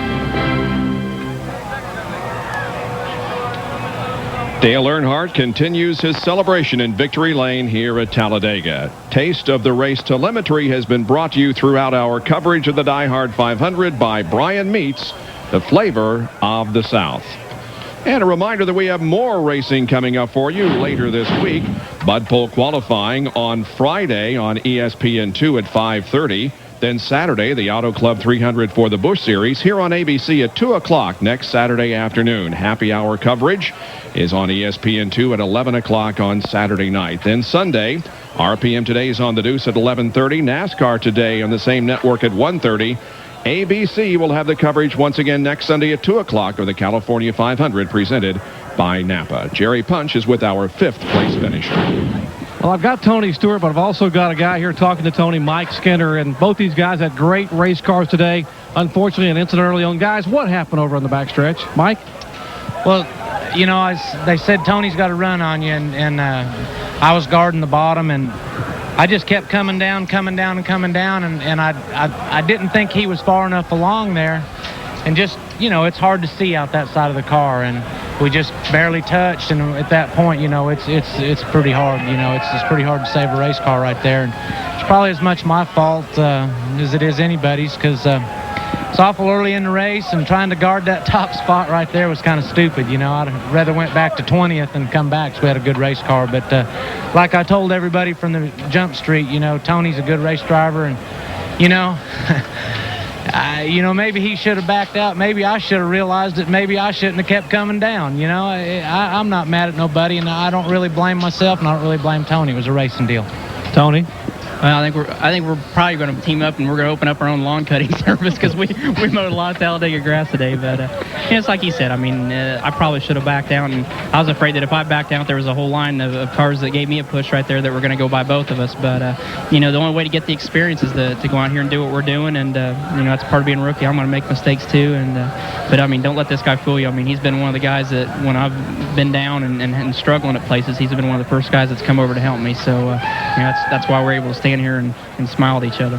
As the folks at home right now watch that incident again coming off turn 2 at almost 200 miles per hour, you really don't have a lot of time to react. No, you don't. And, as close as we run here, I mean, it doesn't take much of a bobble to cause something big to happen. And, it's like we said, I mean, I pulled down to go with him, but then I got such a good run that I thought, well, if I slow down, the whole line's going to go by. And if I pull down, then I might be able to just go on by and at least keep the whole freight train from going by. But, those are just experiences you have to learn with trial and error. And you just hope when you try those things that nothing happens like what happened today to us. And, Mike, you come over and give him a great big hug before we come back where we're in commercial a moment ago and say, hey, I was a rookie a couple of years ago. I understand sometimes these things happen. Yeah, they really do. And, it's easy to sit here right now and me as being here for a couple of years and say, you knew better than to keep going down there. And it's easy to say he knows better than to stay in that gas. We both made a little bit of a mistake there, and it's just one of those situations. And they asked me if I was mad at Tony Stewart, and I said, I remember a guy named Mike Skinner made a lot of mistakes his rookie year. That's the worst one Tony makes. He's going to do good. Hey, we heard Larry McReynolds is a little miffed. Are you hiding from Larry? Nah, if he's mad at me, he'll get over it. He just, Larry and I got a great relationship, but I got to go get my rear end chewed out right now, matter of fact. So thanks, guys. Okay, Mike Skinner leaves Tony Stewart his best career Winston Cup finish 5th at Talladega today. Bob? Indeed, Tony Stewart with another incredible run, and he is having an awesome rookie year. Down to John Kernan. Talking about that big wreck on the backstretch, Kevin LePage just squeezed by, wound up with the 12th place finish. How close were you to being involved in that wreck? Well, John, pretty close. The wall was on the right side of me, and Gordon was coming across on the left side, and I really thought he was going to clip me in the left rear and turn me, but, I can't say enough for the TV Guide Prime Star team. I mean, this is our best finish of the year. We had a lot of help from a lot of different people. I can't say enough for the John Deere team. This is one of their cars that they raced at Daytona. And they gave it to us, and the guys at the Mooresville shop, they worked all week to get the car prepared. We brought it back up to Liberty. Those guys up there worked really hard to get this car ready. And to come here and finish 12th, I just can't say enough for Tommy Morgan and Skip Eiler. Tommy filled in for a couple weeks before Skip starts, but Skip came in and was a good coach for me today and got some communication started already for next week at Fontana. And, just a great day for us. And, maybe this is the foundation we needed to build our season. Good 12th place finish for Kevin LePage after dodging the big wreck. Let's go over to Bill Weber. With Rich Bickle, 14th today. That's back-to-back top 15s for you and your team and your new crew chief, Billy Engel. The first thing I want to know is how did you get through that mess on the backstretch? I don't know. I mean, all I seen was smoke and cars go on the wall in front of me, and I slowed down, and I got bumped once from behind, and a car went through, and another car's come off the wall, and then some more come up in front of me, and, sometimes it's a lot better to be lucky than good, but, it was a great day for the 10-10, 3-4-5 Pontiac. I mean, we had a lot better car where we finished. For the second week in a row. Well, yeah. Well, last week we missed the boat a little bit. This week we had a great deal. The guys in the motor shop, I had a horsepower under that thing, a horse, man. But, those old saying, you don't got the old dancing partner? I didn't have any of them today. And I thought maybe in the beginning where I come from the back to the front that I would hook up with a couple guys that realized I had a pocket rocket. And, but I guess you got to pay your dues and earn your respect. And I've had a lot of guys come over, crew chiefs and people, different teams, congratulate me because they knew we had a lot better car when we finished. Well, I think we're 8th there at the line with a lap to go, and I tried to get the 99 car to go through there, but we kind of got boxed up a little bit. But we had a great day.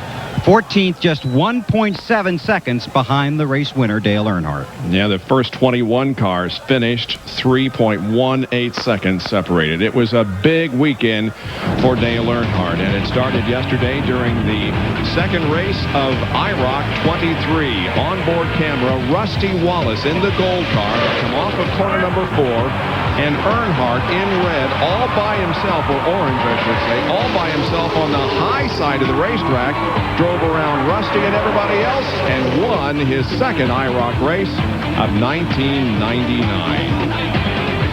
And now he continues to be in victory lane as he has won the Winston Cup race here at Talladega, the DieHard 500. Back with more in just a moment. It was an exciting Talladega race from beginning to end. On the parade lap, just after taking off from the pits, a problem for Jeff Burton. Wally Dallenbach ran a good early race, and so did Dale Earnhardt. But then on lap 48, there was this, the largest crash of the race. Tony Stewart and Mike Skinner getting off into the grass, and then that set off a chain reaction accident that involved up to 9 cars, including Jeff Gordon and Rusty Wallace. And when they brought Mike Skinner's car back in, there was a bit of a controversy. Joe Gibbs watched his driver, Bobby Labonte. And there were, of course, problems along the way that caused despair in some of the pit areas. But the racing on the track was absolutely fantastic at times, as we saw upwards of 30 cars running right together and exchanging paint. Bobby Hamilton crashed late in the race. Robert Presley also spun in that incident.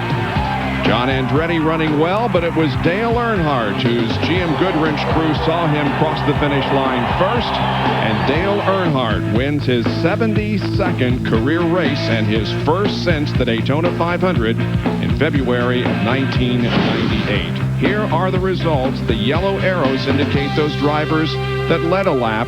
Dale Earnhardt with the double arrows, he led the most laps. Tony Stewart, finishing 5th, has his career best finish, and so did Jerry Nadeau, who finished in 8th position, his career best finish in NASCAR Winston Cup competition. And back in 17th spot, 18th spot is Michael Waltrip. Ran a lot better than that, deserved a better finish. Ricky Rudd salvaged 19th. Dallenbach, after all his trouble, still finished 20th. 22 cars on the lead lap when the checkered flag dropped. Joe Nemechek finished in 34th position, although he did lead a lap. So did Mike Skinner. But Jeff Gordon finishes 38th here this afternoon, his 3rd bad finish of 1990.